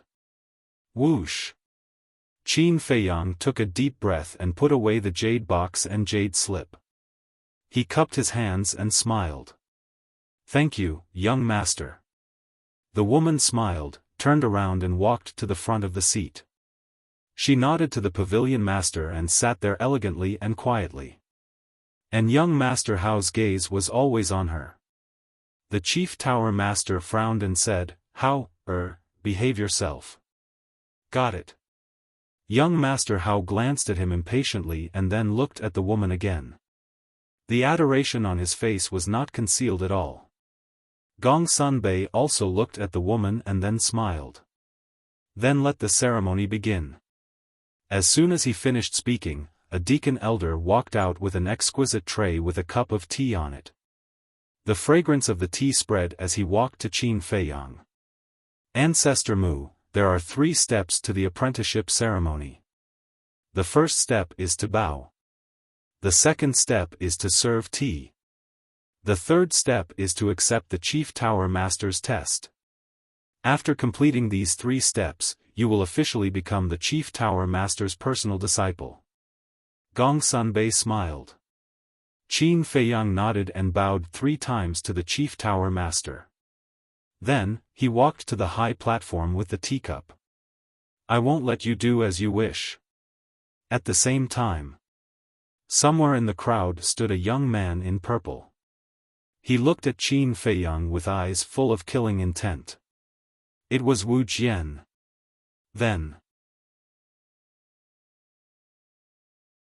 Chapter 968. In an instant, everyone looked at Wu Jian. Qin Feiyang also raised his eyebrows, stopped, and turned to look at Wu Jian, his eyes flashing with a fierce light. It was not easy to get to this point. If he failed because of this person, he would never let this person go. Wu Jian, what are you doing? On the high platform, a purple-clothed woman frowned. She was Wang Yu's mother, the Holy Tower Master, and Wu Jian's master. Wu Jian bowed and said, Master, disciple has something to say. The purple-clothed woman said angrily, Can't you wait until the ceremony is over?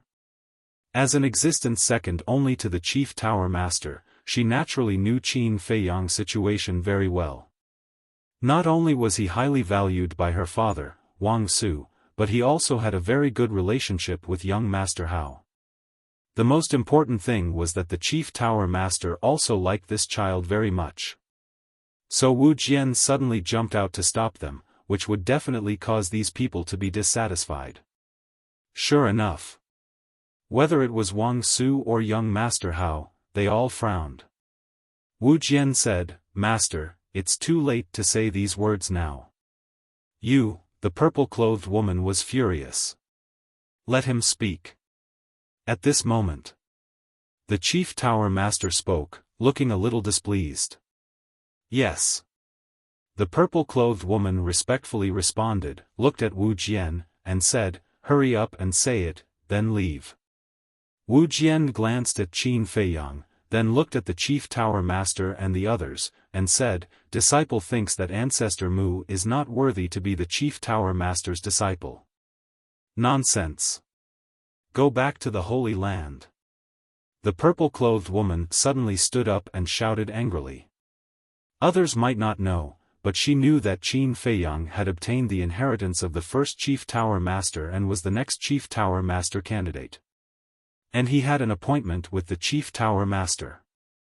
If he was not worthy, who was?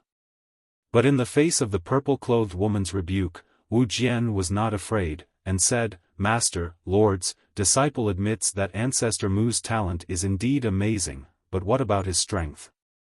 The Chief Tower Master and the others looked at each other, then looked at Wu Jian again, waiting for him to continue.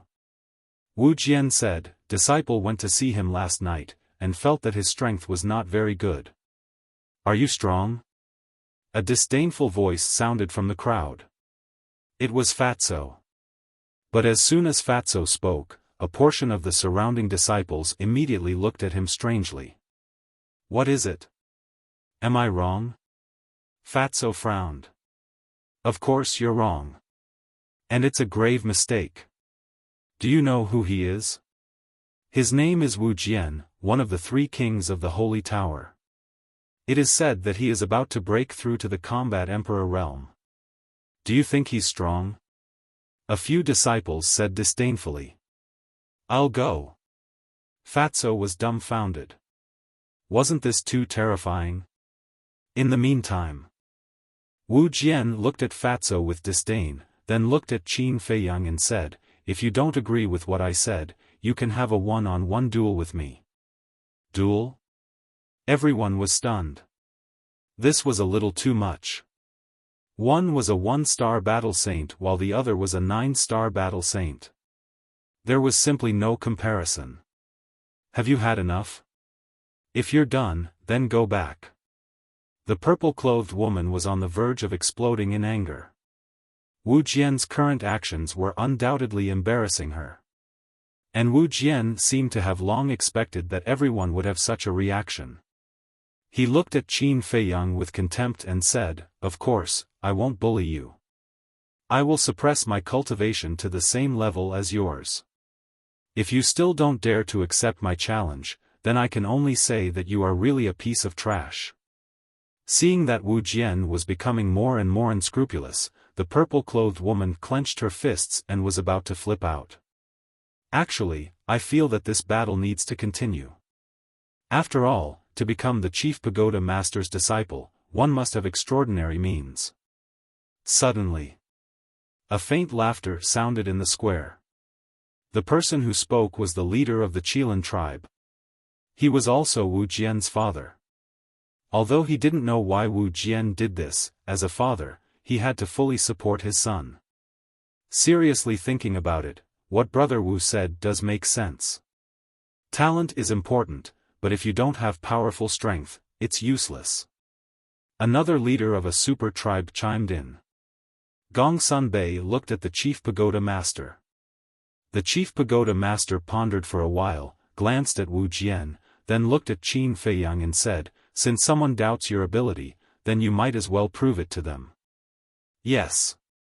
Qin Feiyang bowed and replied. "Give me the teacup."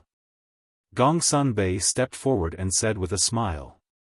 Qin Feiyang handed it over. Gongsun Bei took the teacup and retreated to the side. At the same time, Fatso anxiously transmitted his voice, "Boss, you can't just casually attack. What if he got injured and exposed the purple-gold dragon blood? I know. I won't give him a chance to fight back." Qin Feiyang secretly replied, and a trace of murderous intent flashed in the depths of his eyes. Wu Jian also sneered.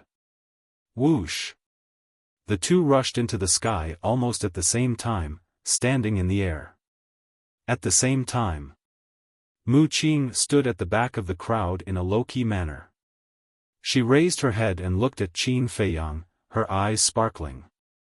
Suddenly, he lowered his head and glanced at the chief pagoda master and others on the high platform, then opened the portal and appeared over a mountain outside the city, and immediately took out the image crystal.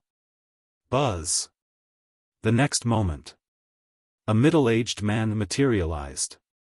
Mu Qing said, "Father, let's act immediately." Act? Mu Jia's lord was stunned, his face was full of puzzlement. Mu Qing said, "Grab the scorching star flame."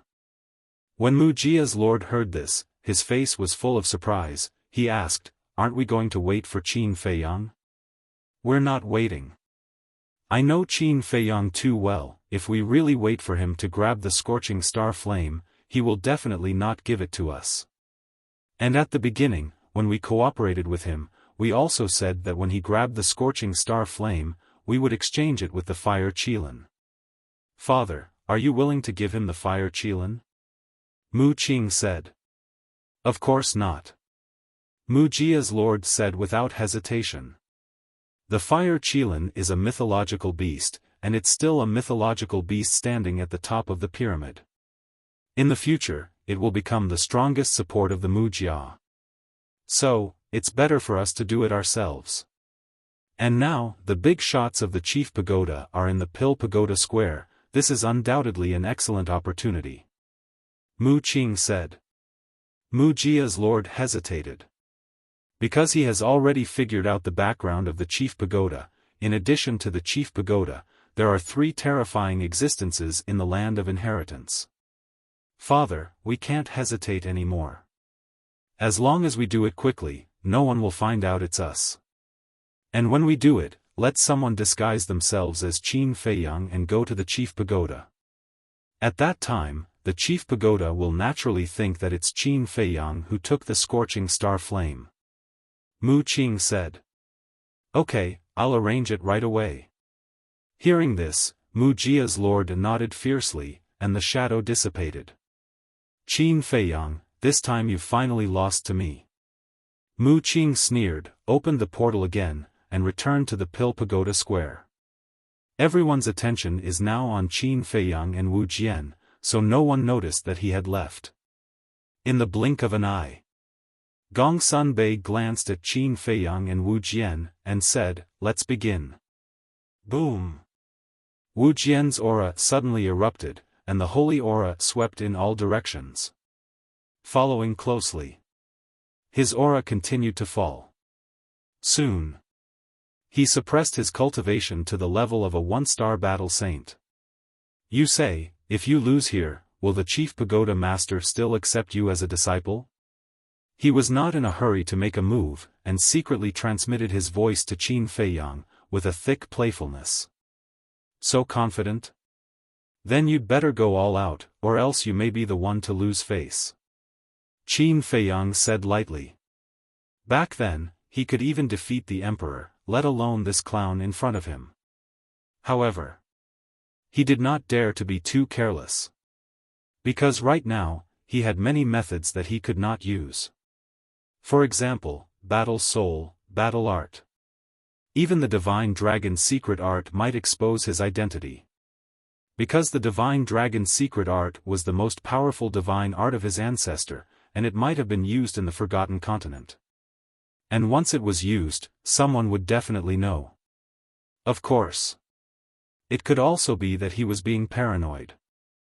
But in this situation, he did not dare to gamble, nor did he have the capital to gamble. You still dare to be arrogant? It seems that you don't know how strong I am. Let me tell you, even if I suppress my cultivation to a 1-star battle saint, I can still kill you in seconds. Wu Jian sneered secretly, his killing intent piercing to the bone. Obviously. Not only did Qin Feiyang have the intention to kill, Wu Jian also had the intention to kill.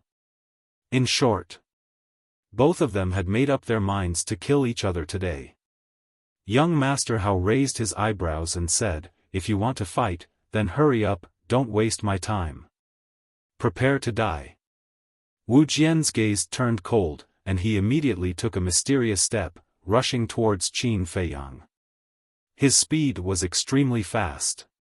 Using a perfect auxiliary technique from the start, it seems that this bitch is planning to defeat Ancestor Mu easily.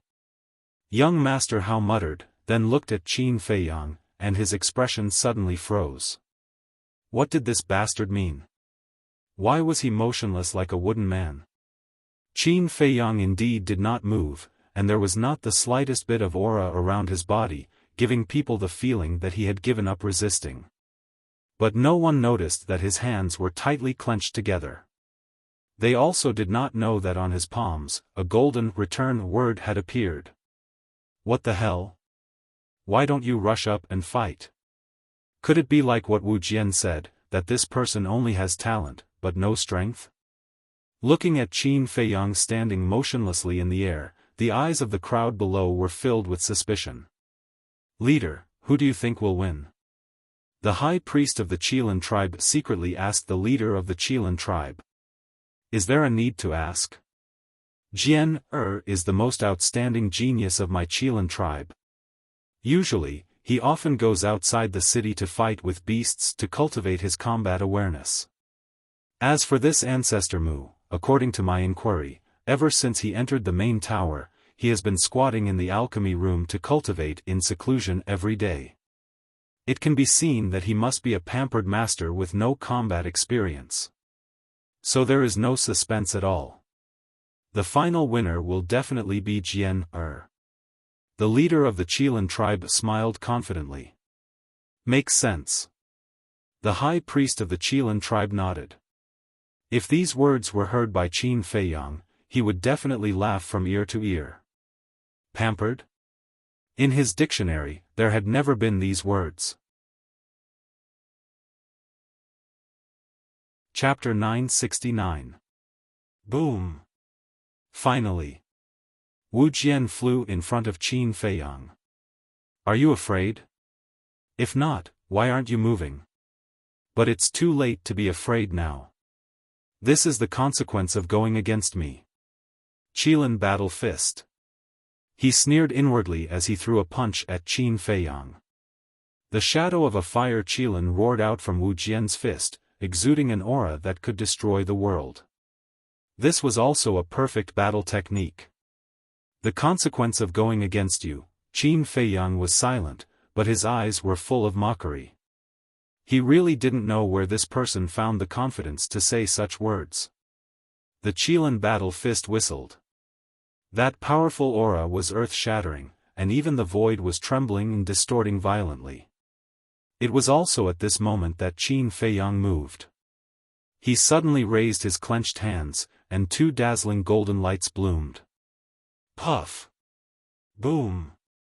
Wu Jian was blasted away on the spot, spitting out blood, and his face was full of disbelief. Everything happened too suddenly, too quickly, and the people below did not know what was going on. But Wu Jian felt it deeply. Just as Qin Feiyang raised his hand, his Qilin Battle Fist actually changed sides and pounced back at him. Giving oneself a taste of their own medicine, what kind of battle art was this? Whoosh! Qin Feiyang's attack succeeded, and he instantly caught up and stood behind Wu Jian. Your biggest mistake is to suppress your cultivation to challenge me. Now, I'll send you to the afterlife. Qin Feiyang's eyes flashed with killing intent, and before Wu Jian could react, his right hand was like a blade, sinking into Wu Jian's back and grabbing Wu Jian's heart. No! That fatal crisis made Wu Jian tremble, and he hurriedly yelled. At the same time, the suppressed cultivation base also burst out. However, Just before his aura erupted, Qin Feiyang smiled coldly, and his 5 fingers suddenly contracted, crushing Wu Jian's heart on the spot. Ah! A shrill scream resounded through the sky. At the same time, these screams also impacted everyone's eardrums and shocked everyone's hearts. Wu Jian is dead? He was insta-killed? When everyone saw this scene, they were dumbfounded. The shock in their hearts could not be calmed down for a long time. The chief pagoda master and the others were also extremely shocked. The entire process of Qin Feiyang's attack happened in the blink of an eye. They couldn't stop it even if they wanted to. It was too fast.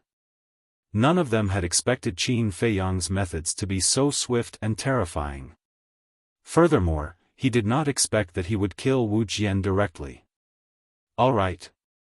The fatty in the crowd was also shocked. However, when he came back to his senses, it was as if he had been injected with chicken blood. He roared excitedly in his heart. In front of countless big shots, and even in front of the Qilin tribe's chief, he mercilessly killed Wu Jian. Only someone with such courage and means is worthy of being Fatso's boss, worthy of being Fatso's idol. The square of the Pill Pagoda fell into a dead silence. Qin Feiyang pulled back his arm. His hand was dripping with blood, while Wu Jian fell down powerlessly. The fluctuations of life had already disappeared.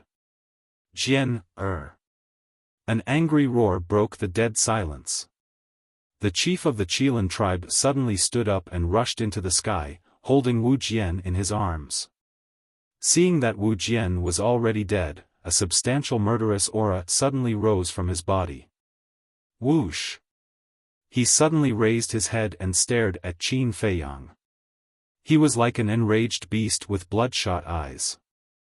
Qin Feiyang's expression was indifferent. He took out a white robe from his Qianquan bag and wiped the bloodstains on his hands. He said indifferently, "I don't easily accept other people's challenges. However, as long as I accept, only one person can survive." Domineering. Everyone's heart trembled. In their eyes, that frail-looking figure was like a towering mountain, incomparably majestic. "I admit that this matter is my son's fault. However, aren't you a bit too ruthless?" The chief of the Qilin tribe was furious. Not only did he kill his son, but he also dared to be so arrogant. This was simply unforgivable. Ruthless? Don't be naive. I have no obligation to let go of someone who repeatedly provoked me. He can only blame himself for overestimating himself. At the same time, this is also a warning to some people who have bad intentions and are arrogant. Not everyone in the world will spoil you like your parents. This world is very cruel. Qin Feiyang smiled coldly. He threw away the robe that was used to wipe the bloodstains and landed on the high platform in front of Gong Sunbei. Gong Sunbei looked at the chief of the Qilin tribe and then looked at Qin Feiyang. He frowned and said, "You've made a big deal out of this." Qin Feiyang said indifferently, "Before the duel, you didn't say that you couldn't kill." Gong Sunbei was dazed. He smiled bitterly and said, "So it's still my fault." "You're not wrong." "I'm not wrong. He's the one who's wrong. He shouldn't have jumped out to cause trouble at such an important ceremony. He has to pay the price for doing wrong," Qin Feiyang said. Hearing this, Gong Sunbei couldn't refute. He couldn't help but look at the Chief Tower Master. "Lord Chief Pagoda Master, please uphold justice for my son. Also, Holy Pagoda Master, my son is your personal disciple.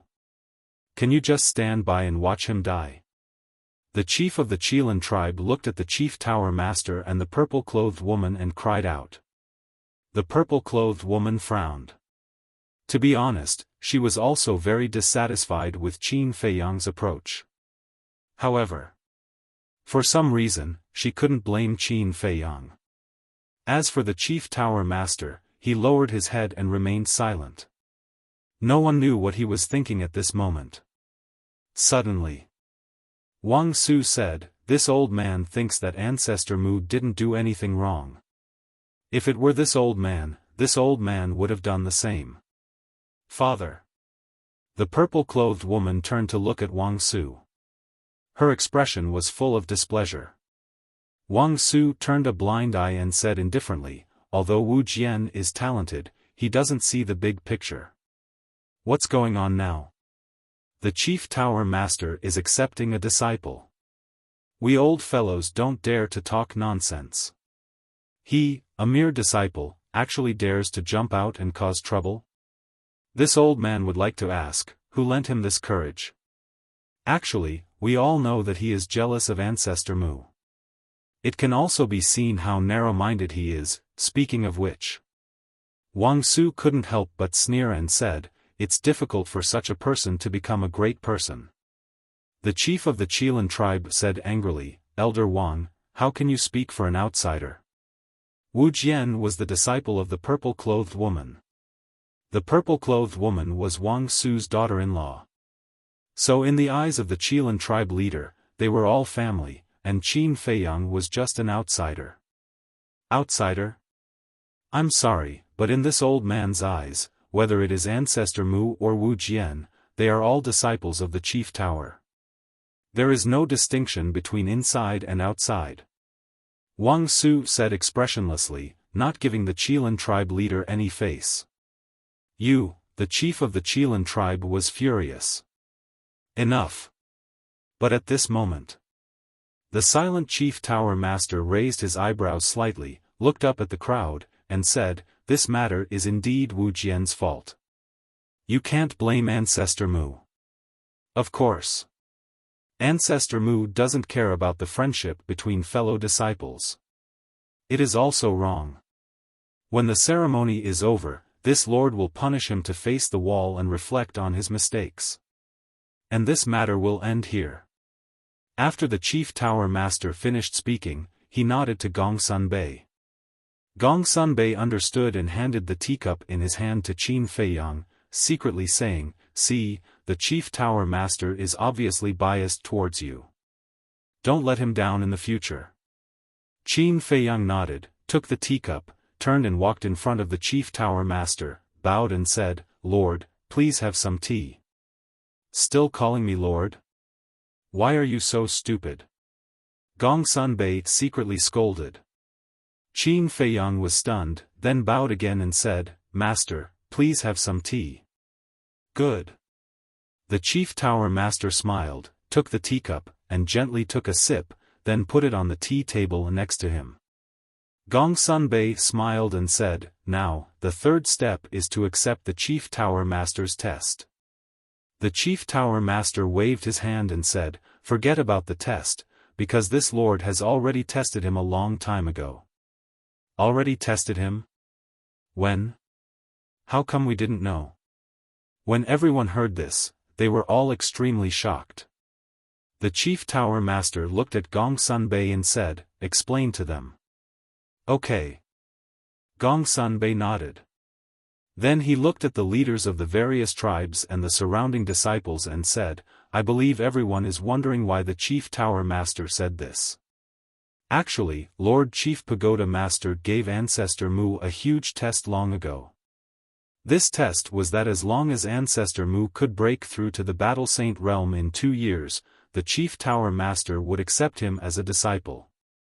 And the result was that Ancestor Mu used less than a month to break through to the Battle Saint realm. Gong Sunbei said. So that's how it is. Everyone suddenly understood.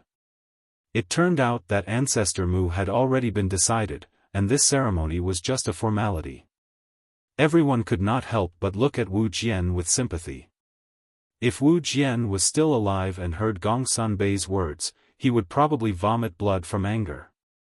Seeing that situation, the leader of the Qilin tribe gloomily looked at Qin Feiyang, opened the teleportation gate, hugged Wu Jian, and without even saying goodbye, left without even looking back.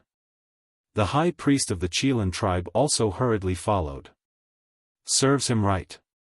The leaders and high priests of the other super tribes watched the portal disappear with a trace of schadenfreude in their eyes. If the Qilan tribe leader had come out to stop Wu Jian when he was causing trouble, Wu Jian would not have lost his life. Unfortunately. As a father, not only did he not stop it, he even supported it. Therefore, the Qilan tribe leader was partly responsible for Wu Jian's death. Gong Sunbei and the others on the high platform did not have much of a reaction to the two's departure. Suddenly, the chief tower master stood up. Everyone thought that he was going to leave and was about to bow to see him off. But he did not. The chief tower master glanced at everyone present and said with a smile, "There is one more thing that I want to announce personally here." Announce personally? Looks like it must be something big. Everyone murmured secretly. The chief tower master looked at Qin Feiyang and then at Wang Yu and said, "I believe everyone has already heard about the matter between Ancestor Mu and Wang Yu. Everyone nodded. Chapter 970. Last night, Elder Wang came to find me late at night to discuss how to solve this matter. After all, Wang Yu is a girl. If such a thing happens, if it is not solved in time, it will definitely affect her reputation. And after our discussion, we finally thought of a way to have the best of both worlds. The chief pagoda master laughed. Best of both worlds? Qin Feiyang was taken aback, his eyes full of expectation. This was the problem that he had the most headache about now. If there was really a way to have the best of both worlds, it would undoubtedly be a great help to him. "Sister, do you know what the way is?" Young Master Hao secretly asked. "I was just about to ask you." Wang Yu whispered. Young Master Hao was stunned. Wang Yu didn't know either. He looked at the chief pagoda master and Wang Su. What method did these two old guys come up with? At the same time, the chief pagoda master turned to look at Wang Su and transmitted his voice, "Elder Wang, before I say it, think about it again. It's not too late to regret now." Elder Wang said, "At this point, there's nothing to think about, say it." "Okay." The chief pagoda master nodded and faced the crowd again, saying, "After my discussion with Elder Wang, we finally decided that since the two of them are in love with each other, it's better to fulfill their wish. Now, I will personally grant them a marriage." "What the hell?" Qin Feiyang was stunned. He never thought that the two of them would come up with such a method. Grant a marriage? Wasn't this too ridiculous? Young Master Hao was also stunned. Wang Yu looked at the chief pagoda master and Wang Su dumbfounded. The crowd around also became restless. Everyone's eyes were filled with envy and jealousy. He had just become the chief pagoda master's personal disciple, and he was immediately granted a marriage. And it was Elder Wang's granddaughter. This guy was way too lucky. In the future, who would dare to offend him in the chief pagoda? The chief pagoda master looked at Qin Feiyang and Wang Yu and said with a smile, "You two have no objections, right?" "Yes." The two spoke almost at the same time. The chief pagoda master frowned. Wang Su, the purple-clothed woman, and the purple-clothed man also raised their eyebrows without a trace. At the same time, Wang Yu looked at Qin Feiyang and said angrily, "It's a blessing that I can marry you. What can you say?" "Thank you. But I can't afford to enjoy this blessing," Qin Feiyang said lightly. "Bastard, don't go too far." Wang Yu gritted her teeth. "I'm going too far? Let me tell you, I don't want to argue with you. Otherwise, you'll be even more embarrassed," Qin Feiyang said. Wang Yu was so angry that her body trembled. She looked at Chief Pagoda Master and Wang Su and said, "I don't agree. Don't mess around." Wang Su shouted. "Grandpa, this is my personal matter. What right do you have to decide for me? Besides, have you asked for your parents' opinion?" Wang Yu said angrily. "We've already agreed." the purple-clothed woman said. The man in purple nodded as well. You, Wang Yuer pointed at the three of them. Her face was full of disbelief. She had actually decided her marriage just like that? You're too hasty. Have you asked me? I'm not your pet. In short, I don't agree. Wang Yuer turned her head. Her eyes were red and she looked very aggrieved. I don't agree either. Qin Feiyang said. This was simply nonsense. Chief Pagoda Master and the other three looked at each other, not knowing what to do. This was originally a joyous occasion, but they didn't expect that the two parties were unwilling. Humph. This matter is not up to you. A moment later. Wang Su snorted. It seemed that he was determined to let the two of them get married. Then I'll die. Wang Yuer said angrily.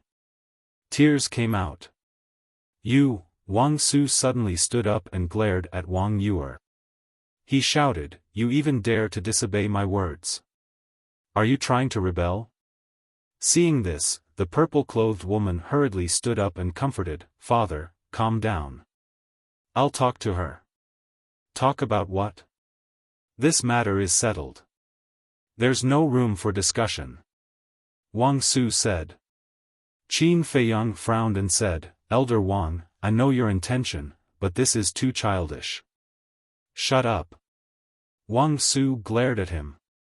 Qin Feiyang frowned, but in the end, he chose to remain silent. At the same time, the purple-clothed woman walked to Wang Yuer's side and whispered, Yuer, in fact, your father and I are reluctant to hand you over to Ancestor Mu, but there's no other way now. Yes, if you and Ancestor Mu don't get married, you will definitely be laughed at in the future. In fact, in the end, this is all caused by you. You have to accept our arrangement. The purple-clothed man also came over to persuade her. Wang Yuer said anxiously, but I don't have any feelings for him at all, and he's not worthy of me. Feelings can be cultivated slowly. When I married your mother, didn't we also have no feelings for each other? But look how well we're doing now. As for whether he's worthy of you or not, as your father, I also admit that he is indeed not worthy of you right now. But as long as he is willing to work hard, with his ability and talent, he will definitely achieve something in the future. The purple-clothed man laughed. Seeing that his father and mother had already made up their minds, Wang Yuer couldn't help but feel despair. What's going on? Chief Pagoda Master's marriage, and he actually rejected it? Everyone looked at Qin Feiyang in confusion. It was understandable that Wang Yuer didn't agree, after all, her family background was there, but what right did this Ancestor Mu have to refuse? Was he stupid? Such a good thing, others couldn't even ask for it. Qin Feiyang, have you forgotten what I said to you? Suddenly, a familiar voice sounded in Qin Feiyang's mind. He raised his eyebrows, glanced at the young lady of the Dragon Phoenix house, and sent a sound transmission. You came uninvited today, could it be because of this? What else? I don't have that much free time. The young lady of the Dragon Phoenix house said. Why is that? Qin Feiyang's face was rather gloomy. The young lady of the Dragon Phoenix house said, the reason is very simple, if you marry Wang Yuer, you will be able to obtain a higher status, better resources, and more trust. Qin Feiyang said angrily, you want me to use her? You are just a passerby in the Forgotten Continent, what's wrong with using her? The young lady of the Dragon Phoenix house said indifferently. Can a passerby take advantage of other people's feelings? I really didn't expect you to be such a person. Let me tell you, it's impossible for me to do that. Although I can do anything to achieve my goal, I can't deceive other people's feelings. Because this will ruin Wang Yuer's life. She is just a simple woman, I don't want to drag her into this mess. Qin Feiyang said resolutely, without any room for discussion. The young lady of the Dragon Phoenix house couldn't help but frown.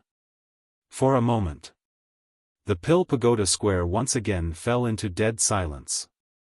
Suddenly, the young lady of the Dragon Phoenix house looked at the four of them and smiled. Although I am an outsider and do not have the qualifications to express my opinion, I still can't help but want to say a few words. Speak. The four of them looked at her.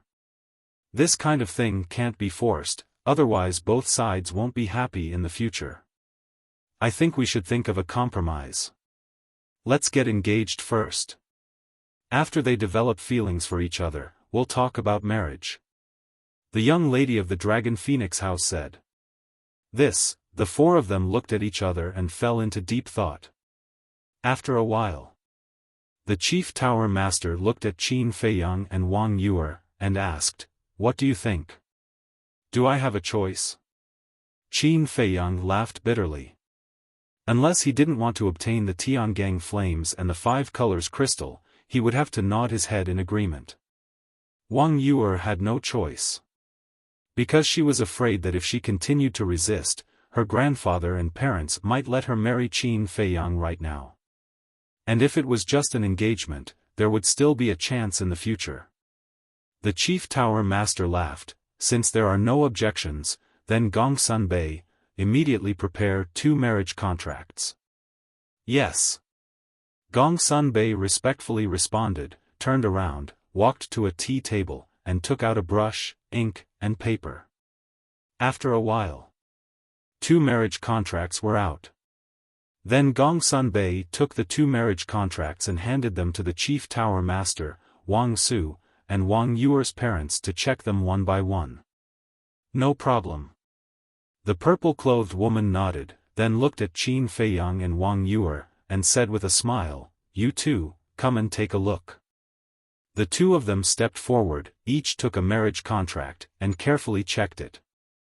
The general content was that today, under the witness of the Chief Tower Master, Ancestor Mu and Wang Yuer had a marriage contract, and when the time was right, the wedding ceremony would be held. The Chief Tower Master said, "If there are no objections, write down your names." Wang Yuer glanced at Qin Feiyang, then directly cut her fingertip and pressed a bloody fingerprint on the 2 marriage contracts. Qin Feiyang frowned and also pressed 2 fingerprints.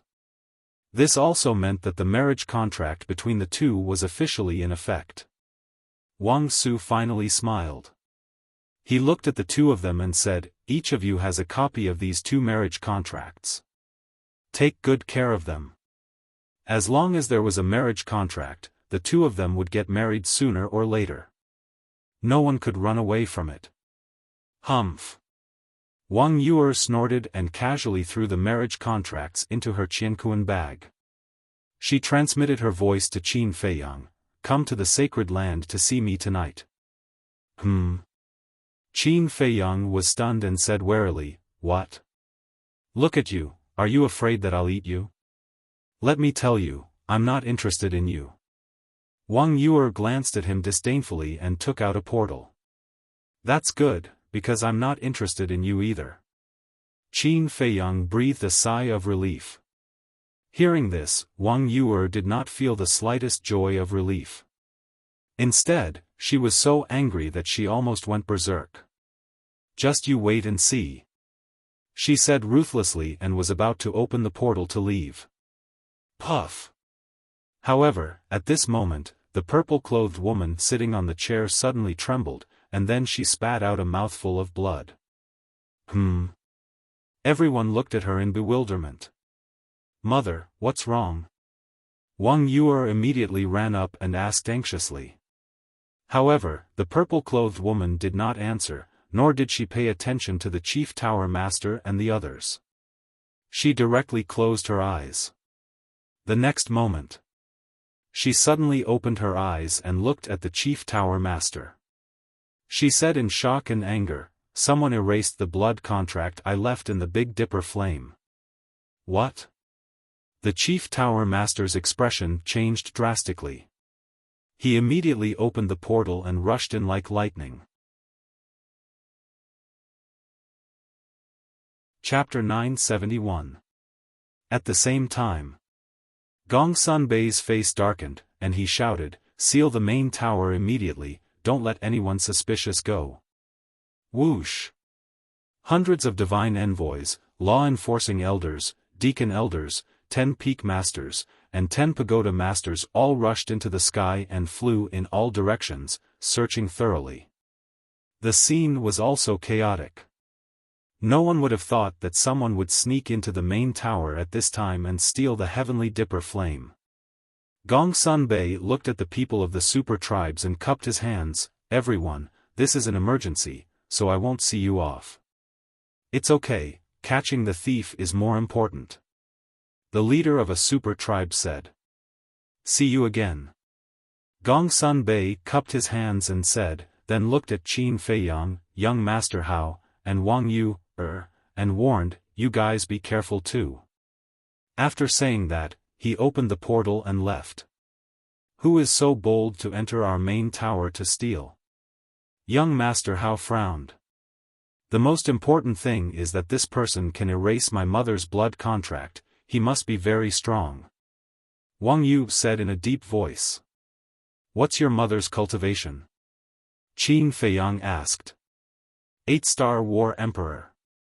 Wang Yu said. So strong. Qin Feiyang was stunned, and then immediately scanned the crowd around him. When he first came to the Pill Pagoda Square, he had already noticed Mu Qing in the crowd. And only the Mu family would steal the heavenly dipper flame. The crowd around him was very chaotic. Everyone was talking at once, and the noise was earth-shattering. Soon, Qin Feiyang found Mu Qing in the crowd. At the same time, Mu Qing was also looking at Qin Feiyang. It's you? Qin Feiyang transmitted his voice. What is me? Mu Qing responded suspiciously. Qin Feiyang sneered, stop pretending, other than your Mu family, who else dares to enter the main tower? Hee hee. Mu Qing smiled secretly and said, I knew I couldn't hide it from you, that's right, I asked someone to steal it. Qin Feiyang clenched his fists, and his gloomy eyes were extremely frightening. As soon as Mu Qing admitted it, he had a rough idea. They must have taken advantage of the fact that no one was guarding the sacred ground to let a powerhouse of the Mu clan sneak into the main tower and steal the heavenly star flame. In other words, Mu Qing had used him as bait to attract the attention of all the tycoons. In fact, this was a good thing for him. Because from now on, he could focus on seizing the 5-colored crystal and wouldn't have to waste his energy on seizing the heavenly star flame. But this was also bad news. That was the fire Qilin.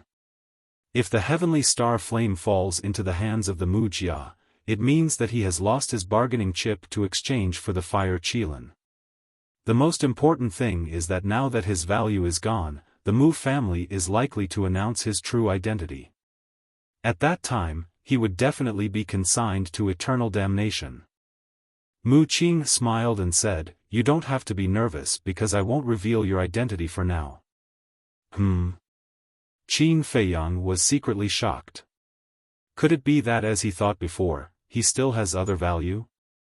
Mu Qing said again, as for the fire Qilin, you can also use the heavenly thunder flame, heavenly star flame, and ice flame to exchange for it.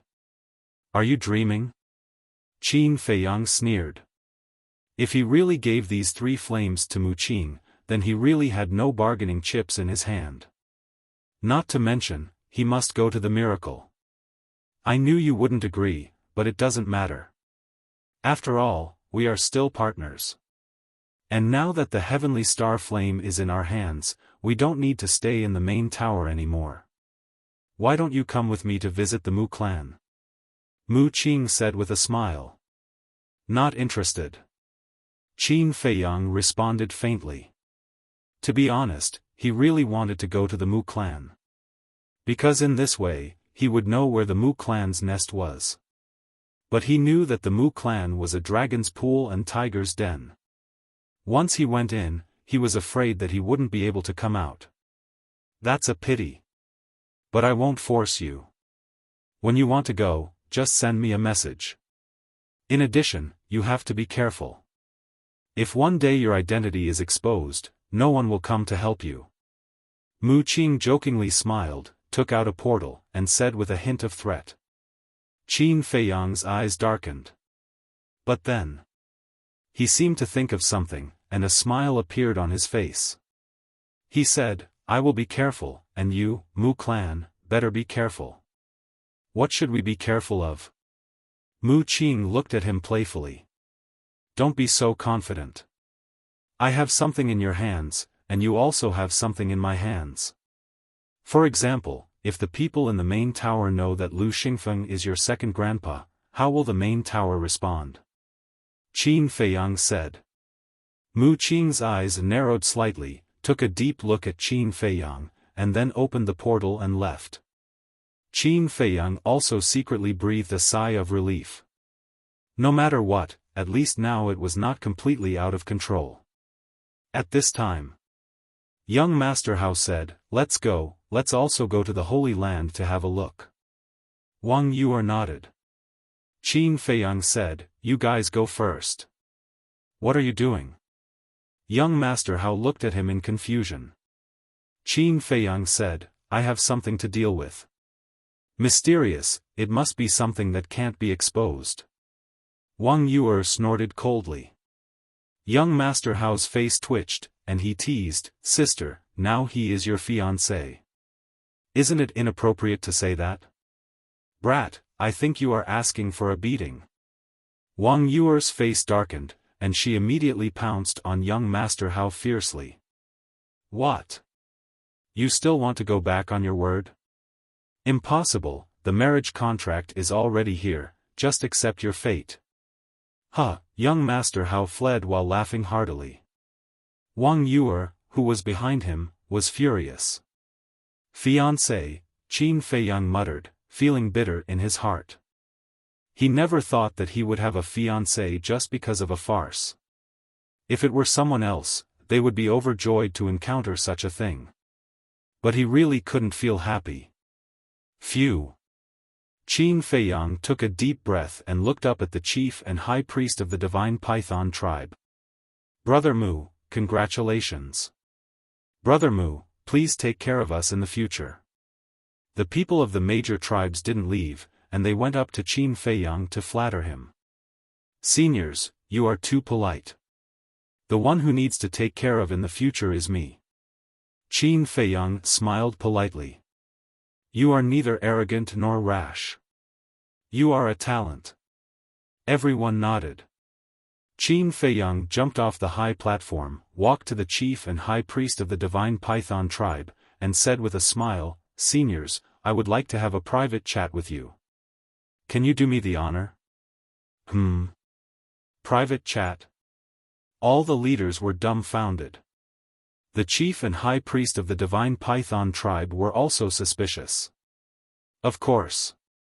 The chief of the divine python tribe nodded. Please come with me. Qin Feiyang opened the portal and walked in first. The chief and high priest of the divine python tribe looked at each other and followed one after another. The other chiefs and high priests of the major tribes looked at each other. What was going on? At first, they wanted to curry favor with Qin Feiyang. After all, his status was not ordinary now. But they didn't expect that Qin Feiyang would leave with the two people of the divine python tribe. Do you think that Ancestor Mu and the divine python tribe have some relationship? One of the chiefs of the major tribes asked secretly. But when they heard this question, no one answered. They all fell into deep thought. Because if that was the case, the divine python tribe would undoubtedly have a strong and powerful backer. And the other tribes would be in a bad situation. First Tower, Alchemy Room 10.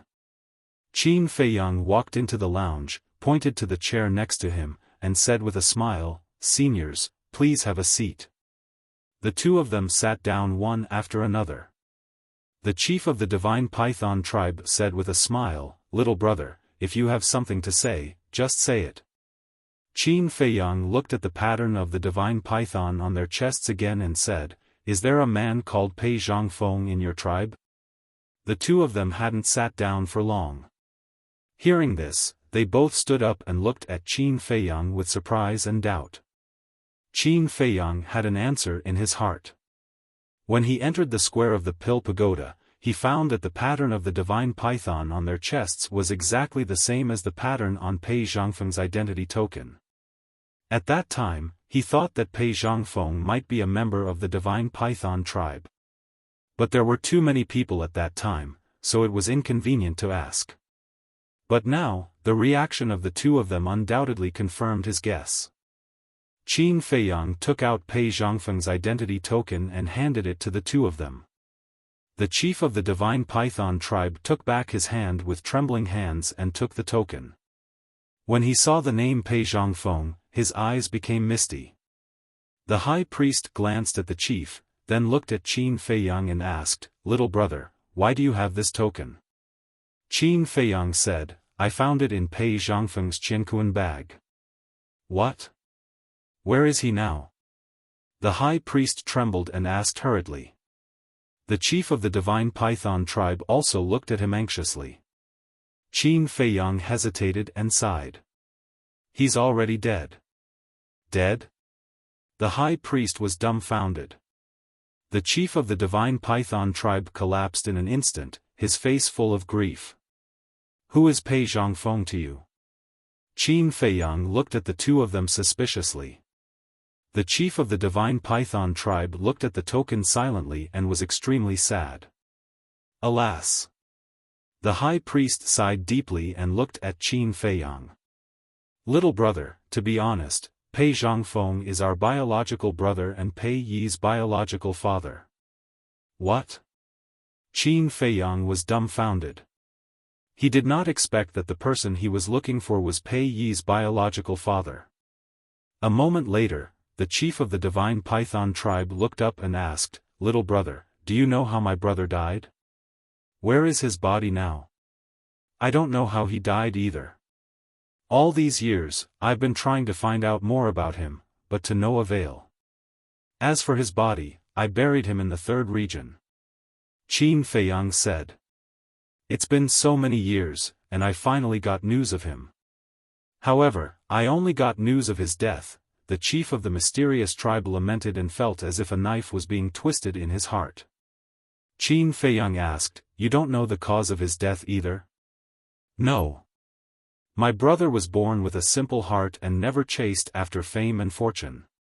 He only liked to cultivate quietly. Back then, our father wanted him to inherit the position of the chief of the divine python tribe, but he refused. Because of this, he even quarreled with our father. In the end, he ran away from home in a fit of anger. Since then, there has been no news of him. All these years, we've been looking for him too. But we all thought that he was hiding somewhere in the central divine kingdom to cultivate in seclusion. Hence, we only looked for him in the central divine kingdom. Unexpectedly, he actually went to the 9 regions." Chapter 972. He left home just because of this? Qin Feiyang was surprised and asked, "Was Pei Yi born when he left?" "Not long ago." The chief of the divine python tribe said. Qin Feiyang immediately shook his head, his eyes full of disappointment. He thought that Pei Zhangfeng was a great figure, but it turned out that he was just so. Because, to put it nicely, he was indifferent to fame and fortune. To put it bluntly, he was childish. Besides, Pei Yi was already born at that time. It was irresponsible of him to leave just like that. In other words, he was selfish. After a long time, the chief of the divine python tribe looked at Qin Feiyang and said, "Little brother, I hope you won't tell Pei Yi about this for now." "Yes. Yi loves and hates his father. If he suddenly knows about his father's death, I'm afraid he will have a mental breakdown." The high priest nodded and agreed. "I understand." Qin Feiyang nodded and said, "But Pei Zhangfeng is his father after all. He should know." The chief of the divine python tribe pondered for a while and said, "I'll find a suitable opportunity to tell him. By the way, did my brother leave behind any other relics?" This, Qin Feiyang was a little hesitant. Of course, there were relics. Sacred weapon ice blade, 6th grade alchemy fire, 6th grade alchemy furnace, and a large number of medicinal herbs. But he had already forgotten what medicinal herbs there were and how many there were. The 6th grade alchemy fire had long been devoured by the netherworld demonic flame. In other words, the only things he could return to the divine python tribe were the ice blade and the alchemy furnace. The alchemy furnace did not matter. Anyway, it was broken and useless. But frankly speaking, he could not bear to return the ice blade to the divine python tribe. Seeing Qin Feiyang hesitate, the chief of the divine python tribe smiled and said, "Little brother, don't get me wrong. I'm not asking for these relics. After all, you got them with your own ability. We have no right to ask them back. I just want to see if I can find out the cause of his death from these relics. You can rest assured. I've already checked and found no clues about the cause of his death." Qin Feiyang said. The two of them looked at each other with a trace of disappointment in their eyes. Crack! Suddenly, the chief of the divine python tribe clenched his fists and said in a deep voice, "No matter what, we must find out the cause of his death and avenge him. Yes, whoever dares to hurt the people of the divine python tribe will have to pay the price." The high priest nodded, his eyes filled with killing intent. However, Qin Feiyang shook his head noncommittally. After such a long time, it was unrealistic to find out who killed Pei Zhangfeng. After a while, the chief of the divine python tribe put away the token and cupped his hands. "Little brother, thank you so much. If you have time in the future, remember to visit my divine python tribe." "I will." Qin Feiyang nodded and smiled. "Then we'll take our leave first," the chief of the divine python tribe said. "Take care. I won't see you out," Qin Feiyang said. Then, the chief of the divine python tribe opened a portal and left with the high priest. Strange, when the teleportation gate dissipated, Qin Feiyang could not help but frown. One had to know. Pei Zhangfeng had a high status in the divine python tribe. And the chief of the divine python tribe was Pei Zhangfeng's younger brother. If it were him, he would definitely ask for the exact location of Pei Zhangfeng's burial and then immediately bring Pei Zhangfeng's body back and bury it in the tribe. However, the chief of the divine python tribe did not even ask. Was this the attitude of a younger brother? After a while, Qin Feiyang whispered, "He must be too sad and hasn't reacted yet." This was the only explanation that made sense. He stood there and pondered for a while. Then, he entered the alchemy room and put away the alchemy furnace. Then, he walked out of the alchemy room and flew toward the Holy Land. Everywhere he passed, the disciples he met were extremely respectful. About half an hour passed. Finally, a huge object entered Qin Feiyang's sight. It was a stone tower, dark and towering, exuding an ancient aura. Opposite the ancient tower, there was a steep giant peak, like a giant sword, towering into the clouds. That was the place where the disciples of the Holy Land cultivated, the Holy Tower and the Holy Peak. Qin Feiyang flew straight to the Holy Tower. In front of the Holy Tower, there was a square of about 1,000 feet, paved with a layer of green stone slabs. At this moment, the square was full of people. Even the surrounding void was filled with people. They were all disciples of the Holy Peak and the Holy Tower, and each of them had extraordinary strength. Ancestor Mu. As soon as they saw Qin Feiyang arrive, their pupils constricted. There was fear. There was envy. And jealousy. Qin Feiyang stopped in the air and scanned the crowd below. After a while, he did not see Elder Wang and the others, so he looked at a disciple and asked, "Where is Elder Wang and the others?" "They have all left. They should be discussing this matter with the chief tower master," the disciple said. Qin Feiyang pondered for a while, opened the portal, and directly descended in front of the Chief Tower Master's courtyard. Last time he had been here with young Master Hao, so he knew the coordinates. As the disciple said, the senior figures of the Chief Tower were all here. The Chief Tower Master, Elder Wang, and Wang Yu's parents were all sitting in the pavilion. The rest stood around the four of them. They did not speak. Their faces were gloomy. The atmosphere was extremely solemn. Young Master Hao and Wang Yu stood on the path between the flower beds, looking at those people from afar. Swish! Qin Feiyang flashed, landed beside the two, and asked, "How's the situation?" "We didn't catch that person. We didn't even see that person's shadow." But, young Master Hao's face was also very ugly. "But what?" Qin Feiyang asked. Young Master Hao said, "Someone found Qin Feiyang's trace in the holy ground." "Bastard!" Qin Feiyang's eyes suddenly surged with anger. It was obvious. This must have been done by Mu Qing on purpose. As for why Mu Qing did this, it was nothing more than to shift the target. Now the people present probably already thought that it was him who had snatched the heavenly star flame. This Qin Feiyang is simply too lawless, we must find him and execute him in public. Sure enough. In the pavilion, a peak master of the warrior mountain said with a murderous aura. "We all want to find him, but the problem is that this person comes and goes without a trace, we can't do anything to him at all." Gong Sunbei said. "Bastard!"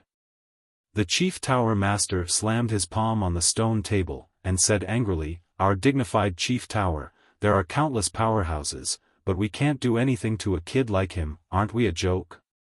Investigate immediately, even if we have to turn the Forgotten Continent upside down, we must find him for me." Gong Sunbei's eyes trembled, and he hurriedly went to make arrangements. After Gong Sunbei left, the Chief Pagoda Master looked at the 10 Peak Masters. The 10 Pagoda Masters said, "All of you, stay in your positions and guard against any potential dangers. If something like this happens again, I will hold you responsible." "Yes." The 10 Peak Masters and 10 Pagoda Masters respectfully responded and hurriedly left. At this point, in the pavilion, only the Chief Tower Master and the other 3 were left. The Chief Tower Master looked at Qin Feiyang and the other 2, and said, "The 3 of you, come here." The 3 looked at each other and quickly walked over. The Chief Tower Master said, "You all know the situation, now tell me, do you have any good ideas?" Wang Yu was silent. Young Master Hao was silent. Qin Feiyang was also silent. What a joke. He was Qin Feiyang, how could he help these people to come up with a plan to deal with him? The Chief Tower Master raised his eyebrows, looked at Qin Feiyang and said, "Ancestor Mu, you speak." "Me?" Qin Feiyang was stunned. Why did he mention his name? Wasn't he deliberately making things difficult for him? After a while, Qin Feiyang cupped his hands and said, "Forgive this disciple for speaking bluntly, but it is almost impossible to find Qin Feiyang." "What do you mean?" The Chief Tower Master and the other 3 looked at him. "It's very simple. Since he dared to enter the Chief Tower and steal the heavenly star flame, then he is not afraid of us finding him. But there is one thing that this disciple still can't figure out." Qin Feiyang said. "What?" the Chief Tower Master asked. As everyone knows, Qin Feiyang has someone protecting him, but who is this person protecting him? And our Chief Tower controls the entire Forgotten Continent, who has the courage to go against us? Qin Feiyang said. The 4 fell silent. Qin Feiyang said again, "In fact, we don't need to specifically look for Qin Feiyang, we just need to find the person behind Qin Feiyang." Makes sense. Wang Mo nodded. In this way, the scope was reduced a lot. Because there are not many people in the Forgotten Continent who have the ability to break into the Chief Tower and dare to go against the Chief Tower. The purple-clothed woman suddenly said, I think the only one who dares to go against our chief tower is the Mu family. Mu family, the chief tower master frowned. The purple-clothed man said, then who is the mysterious madam behind Qin Feiyang? The purple-clothed woman said, why don't we make a bold guess, could this mysterious madam be from the Mu family? You mean, the Mu family is a thief pretending to be a thief? The purple-clothed man was surprised. I don't exclude this possibility. The purple-clothed woman said. Qin Feiyang's eyes flashed, and he said, Master, Elder Wang, Auntie, Uncle, there is actually a simpler way. Say it. The four looked at him, their eyes full of expectation. Qin Feiyang said, before I say it, this disciple wants to ask, is there any secret hidden in the heavenly star flames? Obviously, this was asking the obvious. When the four heard this question, they all fell silent. There really is a secret? Young Master Hao and Wang Yu looked at each other, their eyes flashing with a touch of surprise. After a while, the chief tower master looked up at Qin Feiyang and the other two and nodded, there is indeed a secret, but this secret can't be told to you yet. Then how many people know this secret? Qin Feiyang asked. Not many. The chief tower master shook his head. Then it's simple. Let's start from this point. Anyone who knows this secret, go and investigate it. I think it must be one of them behind the scenes. Qin Feiyang said. Yes. Such a simple reason, why didn't we think of it before? The four looked at each other. Qin Feiyang did this because he wanted to turn the tables on the Mu family and put some pressure on the Mu family. Moreover, he can't always be the scapegoat, right? Chapter 973. Inside the pavilion. The pagoda master and the other three were lost in thought. Qin Feiyang was also silent. After a while, the pagoda master looked up at the three and said, you should be thinking the same thing as me. The three nodded. The pagoda master said, well, from now on, pay close attention to the Mu Jia's movements. Old man, since you all suspect that it's the Mu Jia, just send someone to ask. Why do you still want to spy on them? Young Master Hao frowned. I say, what are you thinking about all day long? Do we have any evidence now? No. We're just guessing. In this case, we can't directly question them. The pagoda master said angrily. There's one more thing, the Mu Jia doesn't know yet. We've already begun to suspect them, so we won't be particularly cautious. But if we run to question them now, they will be very careful in the future.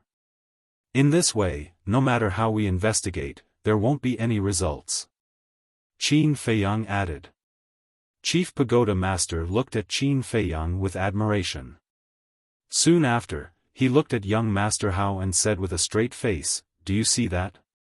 This is the gap between you and him. In the future, you should learn from him and use your brain more. Humph.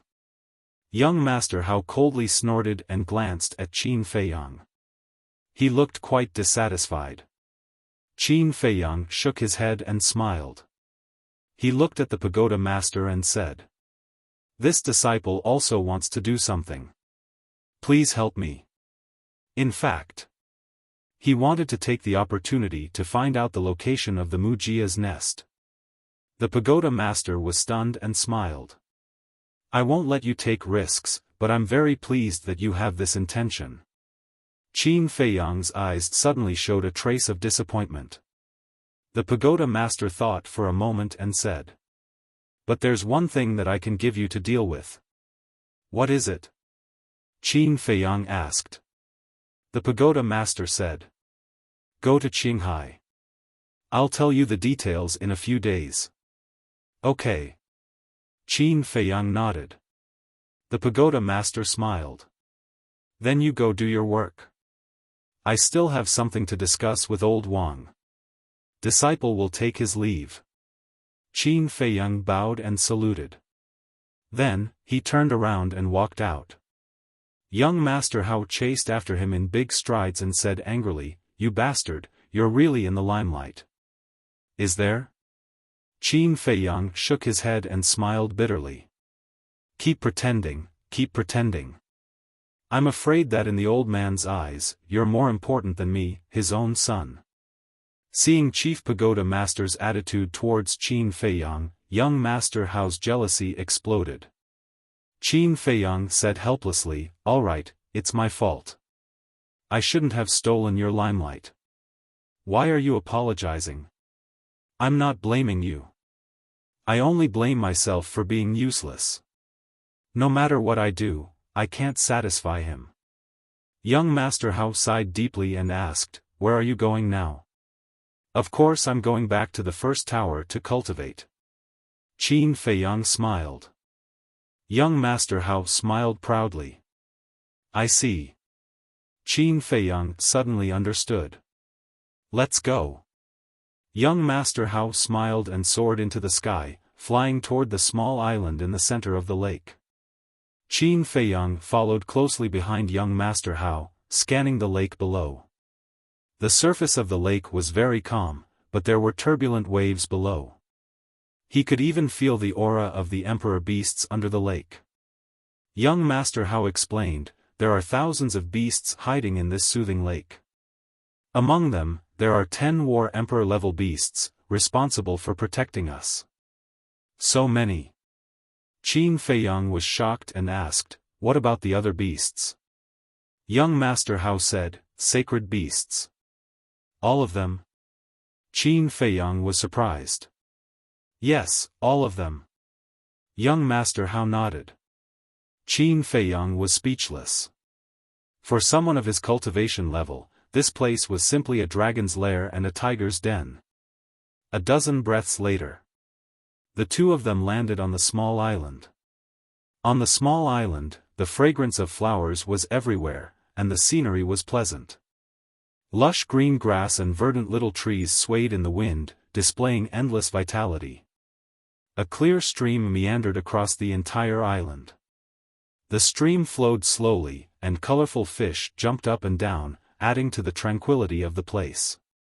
In the center of the island, there were a total of 3 courtyards, standing side by side, only 100 meters apart. According to young Master Hao, the first courtyard was Wang Yuer's residence. The second courtyard was young Master Hao's own. As for the third courtyard, it was Qin Feiyang's future residence. Qin Feiyang looked at them one by one. Compared to the second and third courtyards, the first courtyard was more beautiful and tidy. There were all kinds of flowers planted in the courtyard.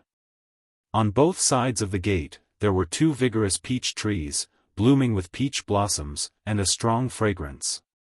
At this moment, Wang Yuer was standing under the peach tree, and the petals fell down. Her hair and dress danced in the wind, making her look like a flower fairy, especially charming. Let me tell you, everything on this small island was basically arranged by Sister Yu, so you'd better not destroy it, or she will definitely come and find trouble with you. Young Master Hao warned in a low voice. Qin Feiyang's head suddenly swelled a little. He did not expect to live in the same place as Wang Yuer. However, he was very satisfied with this place. Not only was the environment good, but it was also very quiet, very suitable for meditation.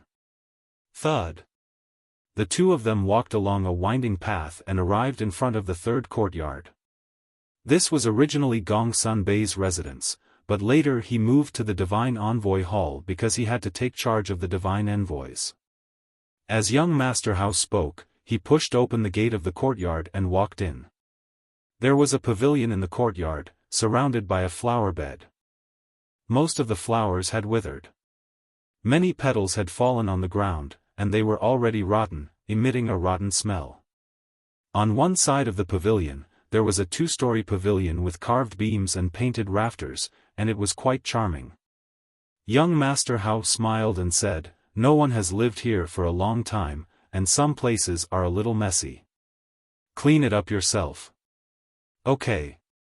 Qin Feiyang nodded. Young Master Hao looked up at the first courtyard and said in a low voice, "There's one more thing that I have to tell you. Don't enter my sister's courtyard without permission." "Why? Is there something that can't be exposed?" Qin Feiyang was suspicious. "Isn't your imagination a little too rich?" Young Master Hao rolled his eyes and said, "She doesn't like others to disturb her."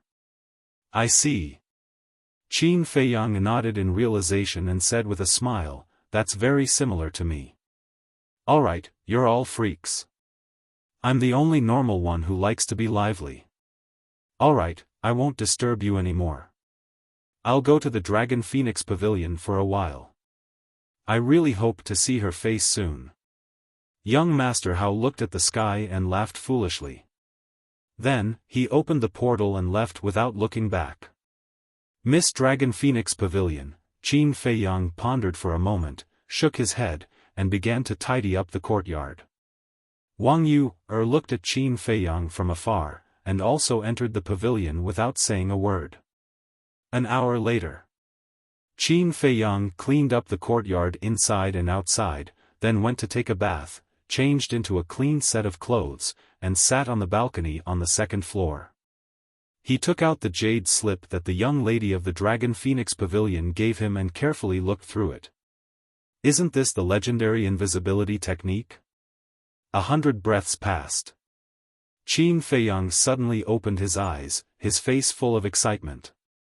This was a battle art that could make one invisible. It was called the concealment art. The concealment art did not have any offensive power, but it could hide one's body in the void and turn invisible. Even if you stood in front of others, they would not be able to see you. It could be said that as long as he mastered this concealment art, Qin Feiyang would be like a tiger that had grown wings. Then came the question. Why did the young lady of the Dragon Phoenix Pavilion give him such a precious battle art? Chapter 974. After thinking for a long time, Qin Feiyang couldn't figure it out. So, he put it aside for the time being and meditated on the concealment spell. Time flew. 3 days later, in the evening, Qin Feiyang opened his eyes and an obscure aura spread out from his body. The next moment, he disappeared on the terrace. And even his aura disappeared as if he had never appeared here. In fact, he was still on the terrace, but he had activated the concealment spell and no one could see him. Swish! Suddenly, a figure landed on the island out of thin air. It was Mr. Hao. In the past 3 days, he went to the Longfeng house on time every morning and came back on time at night. And when he saw Qin Feiyang meditating on the terrace, he didn't disturb Qin Feiyang for 3 days. But at this moment, seeing that there was no one on the terrace and there was no candlelight in the attic, Mr. Hao couldn't help but feel suspicious. Where did this guy go? He swooped down and landed in Qin Feiyang's courtyard, shouting, "Brother Mu, are you there?" No one answered. In fact, Qin Feiyang was now standing in front of Mr. Hao and waving at his eyes. But Mr. Hao didn't notice it at all. Not here? This bastard is too unloyal. He didn't call me when he went out to have fun. After waiting for a long time and not hearing Qin Feiyang's response, Mr. Hao thought that Qin Feiyang had gone out. He cursed and returned to his courtyard. After Mr. Hao entered the attic, Qin Feiyang's figure appeared out of thin air. It's really amazing. He looked at himself, his eyes full of surprise. Suddenly, he seemed to think of something and looked up at Wang Yuer's courtyard. Because it was not far away, he could clearly see that there were wisps of candlelight in the attic where Wang Yuer was. If you don't give it to me, I'll get it myself. Qin Feiyang smiled, activated the concealment spell again, and walked into Wang Yuer's courtyard openly. In the courtyard, hundreds of flowers bloomed, competing for beauty. The strong fragrance of flowers pervaded every corner of the courtyard. Qin Feiyang stood in the flower bed and looked at the attic. The doors and windows were closed, and the candlelight came from a window on the left side of the first floor. He could clearly hear the sound of water coming from inside. How do we get in? Qin Feiyang hesitated. Although the concealment art could make him invisible, if he opened the window or door, it would definitely make a sound.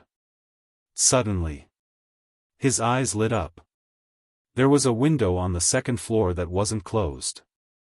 Immediately, he leaped into the air and slipped in quietly. When Qin Feiyang entered the room, his body stiffened. The room was not big, but the decorations were very cozy. There was a bed beside it, covered with light pink bedding. There was also a dressing table beside the bed. In addition to all kinds of decorations, there was also a pile of dresses and even a piece of underwear. Obviously, this was Wang Yuer's boudoir. Don't look at indecent things. Qin Feiyang quickly looked away. But just as he was about to leave the room, he looked at the dressing table again. This was because he found an exquisite Qiankuan pouch under the underwear. He had seen this Cosmos bag before. It was the Cosmos bag that Wang Yuer usually used. The dress and underwear are all here. The Cosmos bag is also here. Could she be bathing downstairs? Qin Feiyang mumbled, his eyes shining. This was a good opportunity. Of course. This so-called good opportunity was not to peek at Wang Yuer bathing, but to seize the opportunity to take back the 10th part of the soul tampering skill. He walked to the dressing table, grabbed the Cosmos bag and began to search. Nothing? After searching for a while, he could not help but frown. There were a large number of herbs, elixirs and even sacred weapons in the Cosmos bag, but he could not find the jade slip. This shouldn't be. Qin Feiyang muttered to himself. Tada! Suddenly, there was a series of footsteps downstairs. He quickly put the Cosmos bag back to its original position, restrained his aura to the extreme, and stood quietly by the side. After all, Wang Yuer was a 9-star combat sage. If he was not careful, she might discover him. Soon, a graceful figure entered the room. Qin Feiyang immediately turned his head and looked elsewhere. It was Wang Yuer. But the current Wang Yuer was simply deadly. She was wearing nothing except a white bath towel. Her 2 long legs, as well as half of her majestic twin peaks, were exposed. Her jade-like skin, her wet long hair, her languid demeanor, and her captivating eyes, every part of her was emitting a fatal seduction. What the hell? Qin Feiyang cursed in his heart. Since he met this woman, he had been encountering such situations. Fortunately, he had strong willpower, otherwise, he would have had a nosebleed. After Wang Yuer entered the room, she looked at the clothes and Cosmos bag on the dressing table and did not find anything strange. Then she walked to the closet at the side, found a clean towel, and wiped her wet long hair. Inside the wardrobe, in addition to all kinds of long dresses, there were also many small and exquisite undergarments. This is too torturous. Qin Feiyang only glanced at it casually, but his heart was already restless. But now, he didn't dare to move. He could only stand there and try not to look. However, it was not over yet. After Wang Yuer wiped the water stains, she took off the bath towel wrapped around her body in front of Qin Feiyang. Immediately, Qin Feiyang felt an uncontrollable evil fire rising in his heart. His mouth was dry. The woman in front of him was completely standing in front of him. That slim waist, that soft and tender skin, when had he ever seen such a scene? The most torturous thing was that Wang Yuer was not in a hurry to put on her clothes. Chapter 975. Young Master Hao gave a brief account of what had happened. Qin Feiyang was dumbfounded. Of course, he knew it, but he had to pretend. When he came back to his senses, he looked at Wang Yuer angrily and said, I told you to give me the 10th part of the soul refining technique, but you didn't listen. Now it's been snatched away. What do you think we should do? The 10th part is mine. Even if it's snatched away, what does it have to do with you? Wang Yuer was already full of anger. At this moment, when she heard Qin Feiyang's rebuke, she was undoubtedly angrier and directly went against Qin Feiyang. Yours? Are you kidding? If you didn't snatch the 10th part with your relationship with Mr. Wang, how could it be yours? Let me tell you, if you don't get the 10th part back, I'll divorce you. Qin Feiyang snorted coldly. Young Master Hao's face changed and he hurriedly said, Brother Mu, you can't joke about this. I never joke. Qin Feiyang said expressionlessly, then quickly swooped down and disappeared in the attic. Divorce me, how dare you divorce me? Wang Yuer was in disbelief. Although she didn't agree to the engagement, she could only accept it. But now, he actually threatened to divorce her? This was simply a humiliation to her. She couldn't tolerate it. She shouted at the attic, Okay, I can't ask for more. You'd better hurry up. Seeing that Wang Yuer was also angry, young Master Hao rubbed his forehead and said helplessly, Sister, can you calm down? I'm very calm. Wang Yuer said. If you're calm, why did you say such angry words? If Ancestor Mu really divorces you now, do you know how many people will laugh at you behind your back? Young Master Hao said earnestly. I'm not afraid. Wang Yuer said. You're not afraid, but what about Aunt, Uncle, and Mr. Wang? They'll definitely die of anger.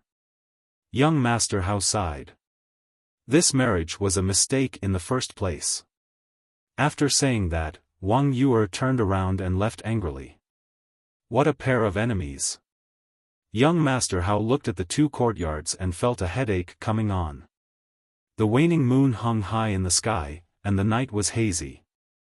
Qin Feiyang activated the concealment spell and stood on the balcony, looking at Wang Yuer's back with a smile in his eyes. Although this woman was a little unreasonable, she was actually quite cute. A moment later, he retracted his gaze and took out the jade slip. No matter what, he had finally obtained the 10th part of the soul refining technique. He immediately turned around and entered the attic to comprehend in peace. And not long after, Chief Pagoda Master received young Master Hao's notice and sent people to investigate the island. However, they obviously didn't find anything. The next morning, Qin Feiyang walked out of the attic and stood in the flower bed. Breathing in the fresh air, he felt refreshed.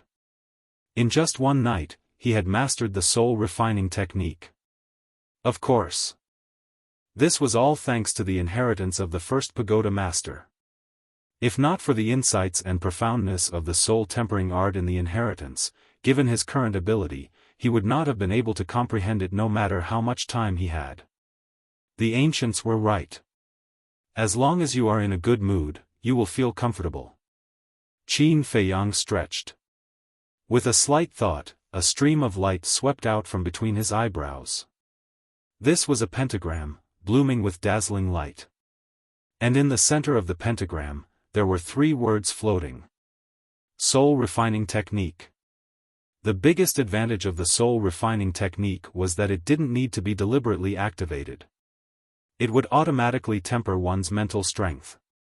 In other words, his current spiritual power was increasing every moment. Although it was not obvious, if he sensed it carefully, he could still detect it. Creak. Suddenly, there was the sound of the door opening. Qin Feiyang hurriedly waved his hand, and the pentagram turned into a stream of light and merged into between his eyebrows. Then he looked up and saw young Master Hao coming out from next door. Morning. Qin Feiyang smiled and greeted him. Young Master Hao was startled. He looked at Qin Feiyang, as if he had discovered a new continent, and asked curiously, Why aren't you cultivating today? Qin Feiyang rolled his eyes at him, and said speechlessly, Do you really think I'm a cultivation maniac? That's good. Today is the day of the Dragon and Phoenix wine auction.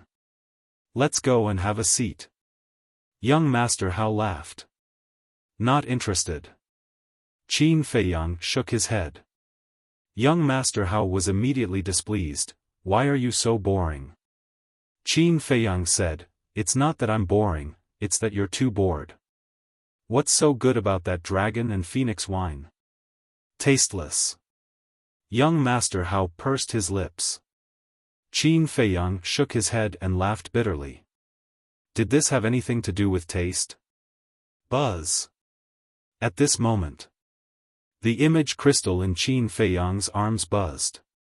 Qin Feiyang's eyes flashed, and he looked at young Master Hao and said, I have something to do, let's meet another day. After saying that, he turned around and entered the attic, closing the door behind him. How did I make such a friend? Young Master Hao was stunned, then shook his head and sighed, and also opened the teleportation door and left. In the attic, Qin Feiyang took out the image crystal, and Fatso's shadow quickly condensed. What's wrong? Qin Feiyang asked. Fatso said, someone is looking for you. Looking for me? Qin Feiyang was stunned, and said, who is it? Pei Yi. Fatso said. Qin Feiyang's eyes suddenly lit up, and said, where is he now? It's right outside my cave abode. Fatso said. Qin Feiyang pondered for a moment, and said, give me the coordinates, I'll be there right away. After getting the coordinates, Qin Feiyang opened a teleportation door. The next moment, he appeared in a cave abode. The cave was only 100 feet long. Other than a praying mat, a stone table, and 4 stone stools, there was nothing else. It was quite simple. However, it was very clean. Fatso walked forward and pointed to the door of the cave. He said to Qin Feiyang, he's outside. Qin Feiyang said, let him in. Fatso said loudly, Senior Brother Pei Yi, come in. Tada. Accompanied by the silent sounds of footsteps, Pei Yi entered the cave and entered Qin Feiyang's sight. However, at this moment, Pei Yi was no longer as carefree and unrestrained as before. Instead, he seemed to be in agony. Qin Feiyang sighed secretly and pointed to the stone stool beside him. He smiled and said, have a seat. Pei Yi looked at Qin Feiyang, who was sitting on a stone stool with his head hung low, remaining silent. Qin Feiyang also sat opposite Pei Yi and said, they must have told you everything. Yes. Pei Yi nodded. Qin Feiyang asked, what are your plans then? I don't know. I'm very conflicted now. Pei Yi shook his head with a look of agony on his face. Qin Feiyang said, I can understand how you feel, but he's still your father after all. What are you guys talking about? Fatso looked at the two of them in confusion. Qin Feiyang looked at Fatso and sighed. Pei Changfeng is his father. What? Fatso was dumbfounded. Isn't this too much of a coincidence? Is he really dead? Pei Yi finally looked up and asked Qin Feiyang. Qin Feiyang nodded. Pei Yi fell silent again. After a long while, he said, can you take me to the place where he was buried? I'd like to bring his body back. Of course.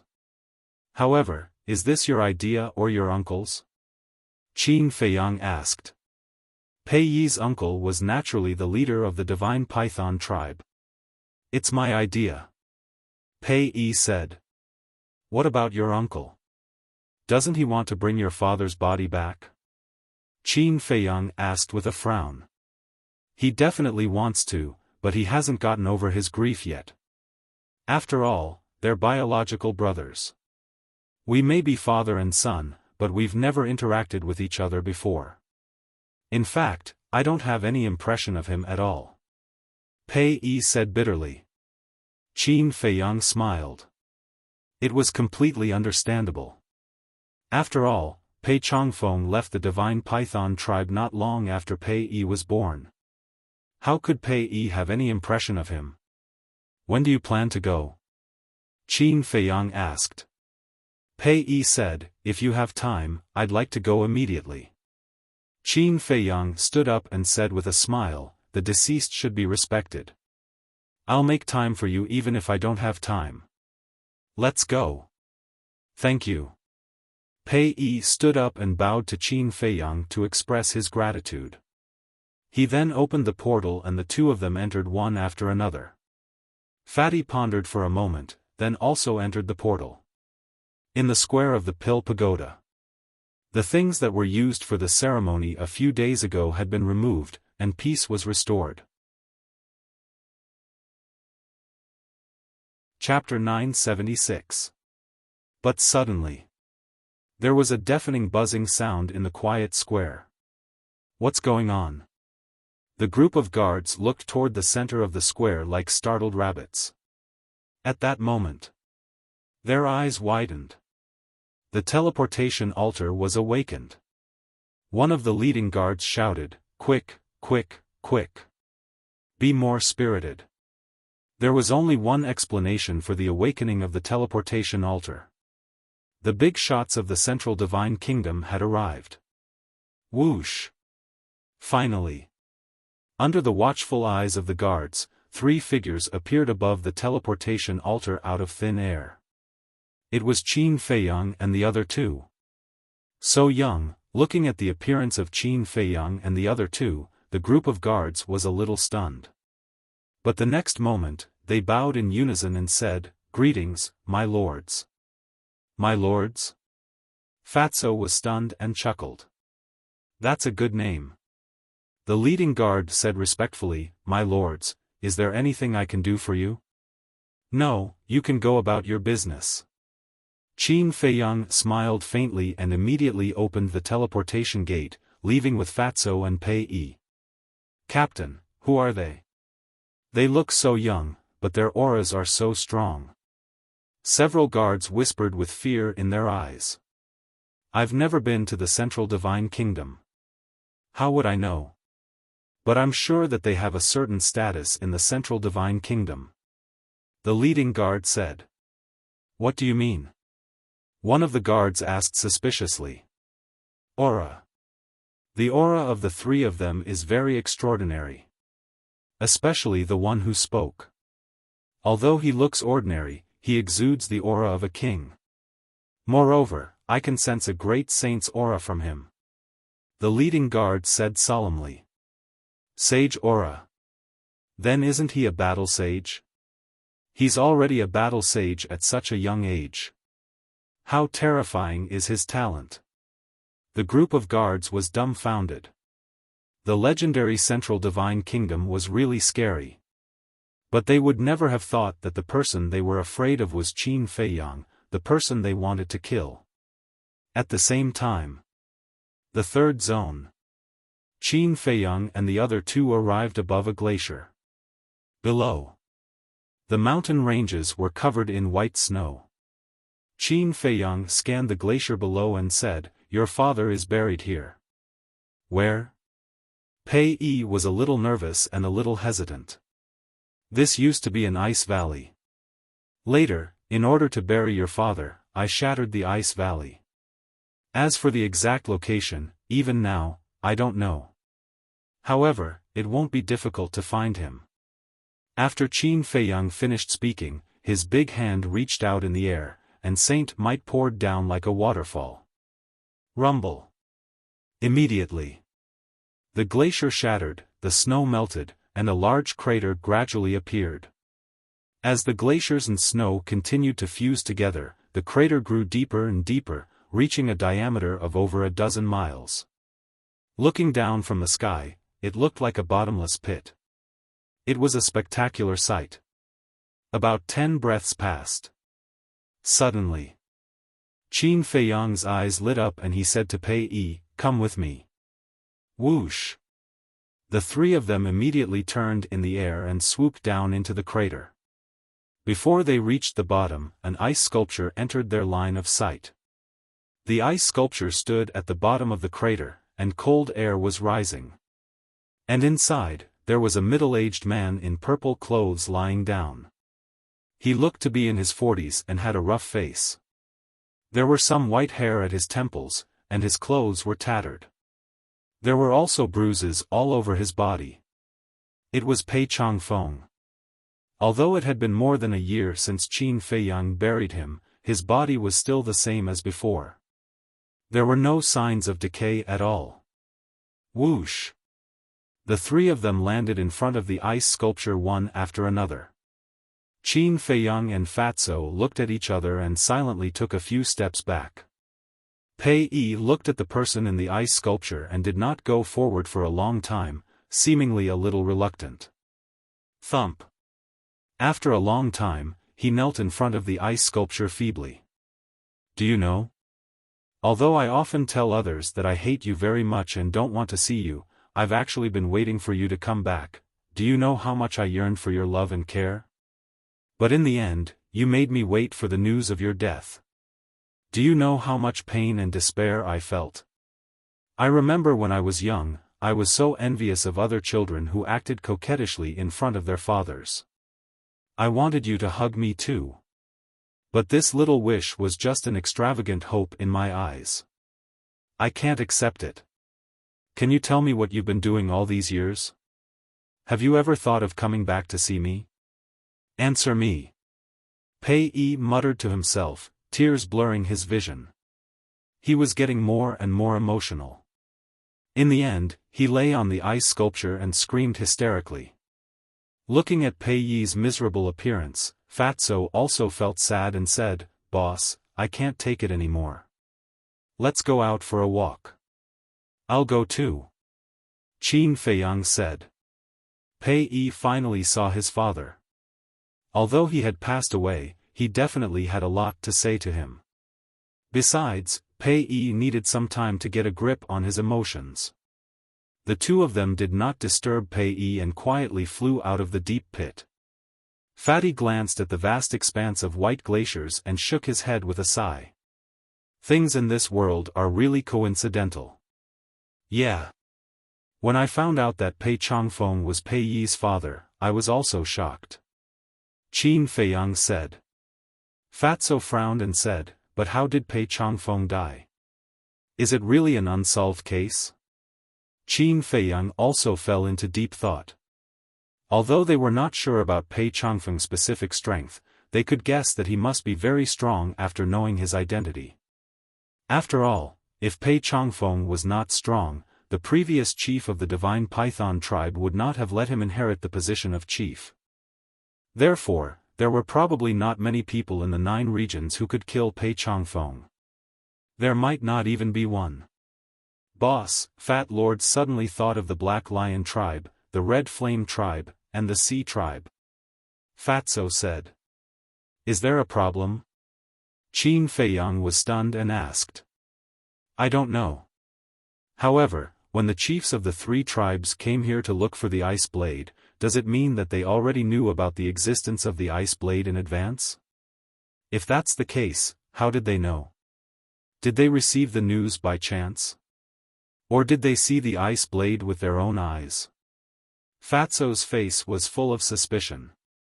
Qin Feiyang was surprised and said, "You mean, the people of the 3 tribes may have seen Pei Changfeng before?"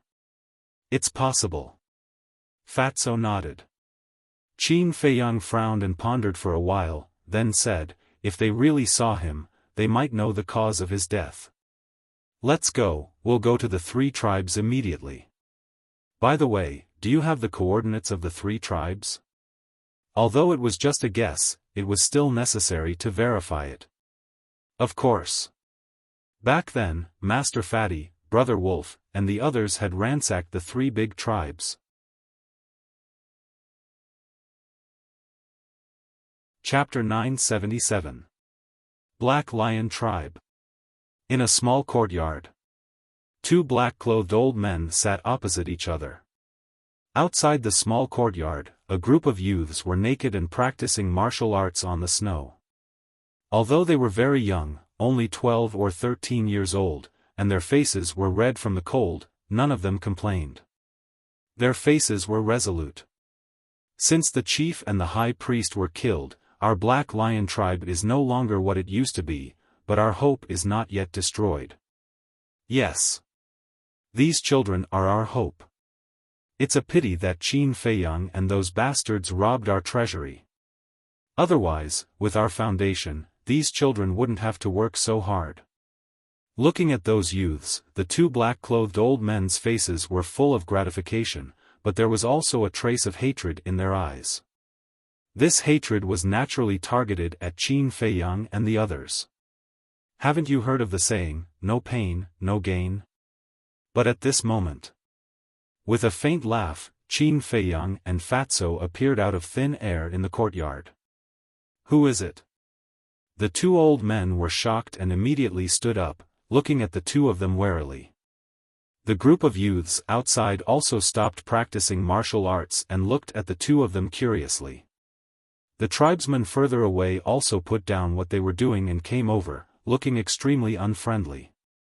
Qin Feiyang glanced at the tribesmen of the Black Lion tribe indifferently, looked at the two old men, and asked, "Who is in charge of the Black Lion tribe now?"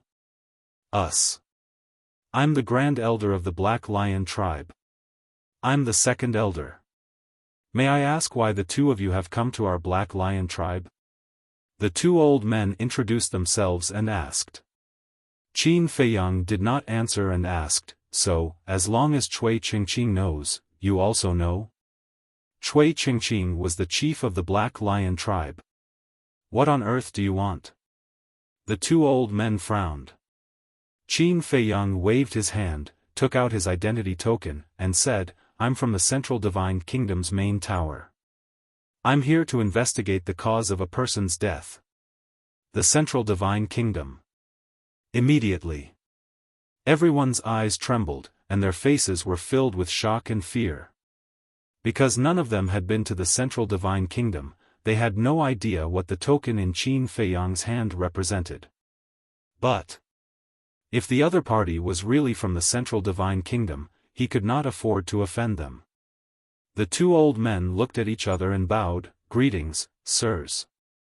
Qin Feiyang nodded, put away the token, and said, "Do you know someone called Pei Changfeng?" Pei Changfeng? Hearing this name, a trace of suspicion crept into their eyes. "That's him." Fatso waved his hand, and Pei Changfeng's shadow quickly condensed in the void. "Who is he?"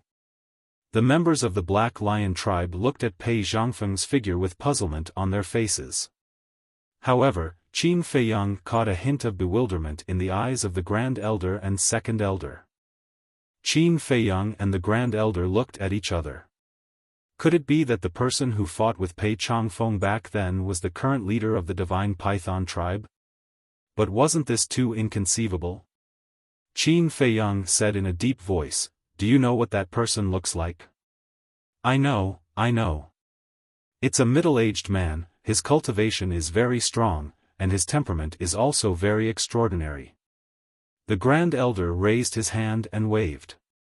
Battle chi surged and quickly condensed into a figure in the void. "It's really him." Qin Feiyang and the Grand Elder looked at the virtual figure, their faces full of disbelief. This person in front of them, if not the current leader of the Divine Python tribe, who else could it be? In other words, what the leader of the Divine Python tribe said to Qin Feiyang at that time was all lies. And Pei Changfeng's death was completely a conspiracy. Qin Feiyang said, "I want to know the details." Good. As long as you don't hurt us, we will tell you everything." The Grand Elder and the Grand Elder nodded. "I remember that back then, we were discussing some matters with the leader, but suddenly we heard a loud noise. Out of curiosity, we rushed to the White Crane mountain range and happened to see two people fighting, and we also heard their conversation." The two slowly told the unknown secret of that year. The more Qin Feiyang and the Grand Elder listened, the more surprised they became. It turned out that back then, the previous leader of the Divine Python tribe did want to pass the position to Pei Changfeng. And it was not as the current leader of the Divine Python tribe said, that Pei Changfeng did not want to take over the position. On the contrary, Pei Changfeng was very willing. But the current leader of the divine python tribe had long coveted the position of the leader. So he set up a trap, tricked Pei Changfeng into coming to the 9 major areas, and assassinated him. In other words, Pei Changfeng died in the hands of his younger brother. Fatso clenched his hands and said in disgust, he even killed his own brother. This person is vicious. Are status and power really so important? This is what it means to know what is in a person's heart. Before you completely understand a person, you will never know what kind of person he is.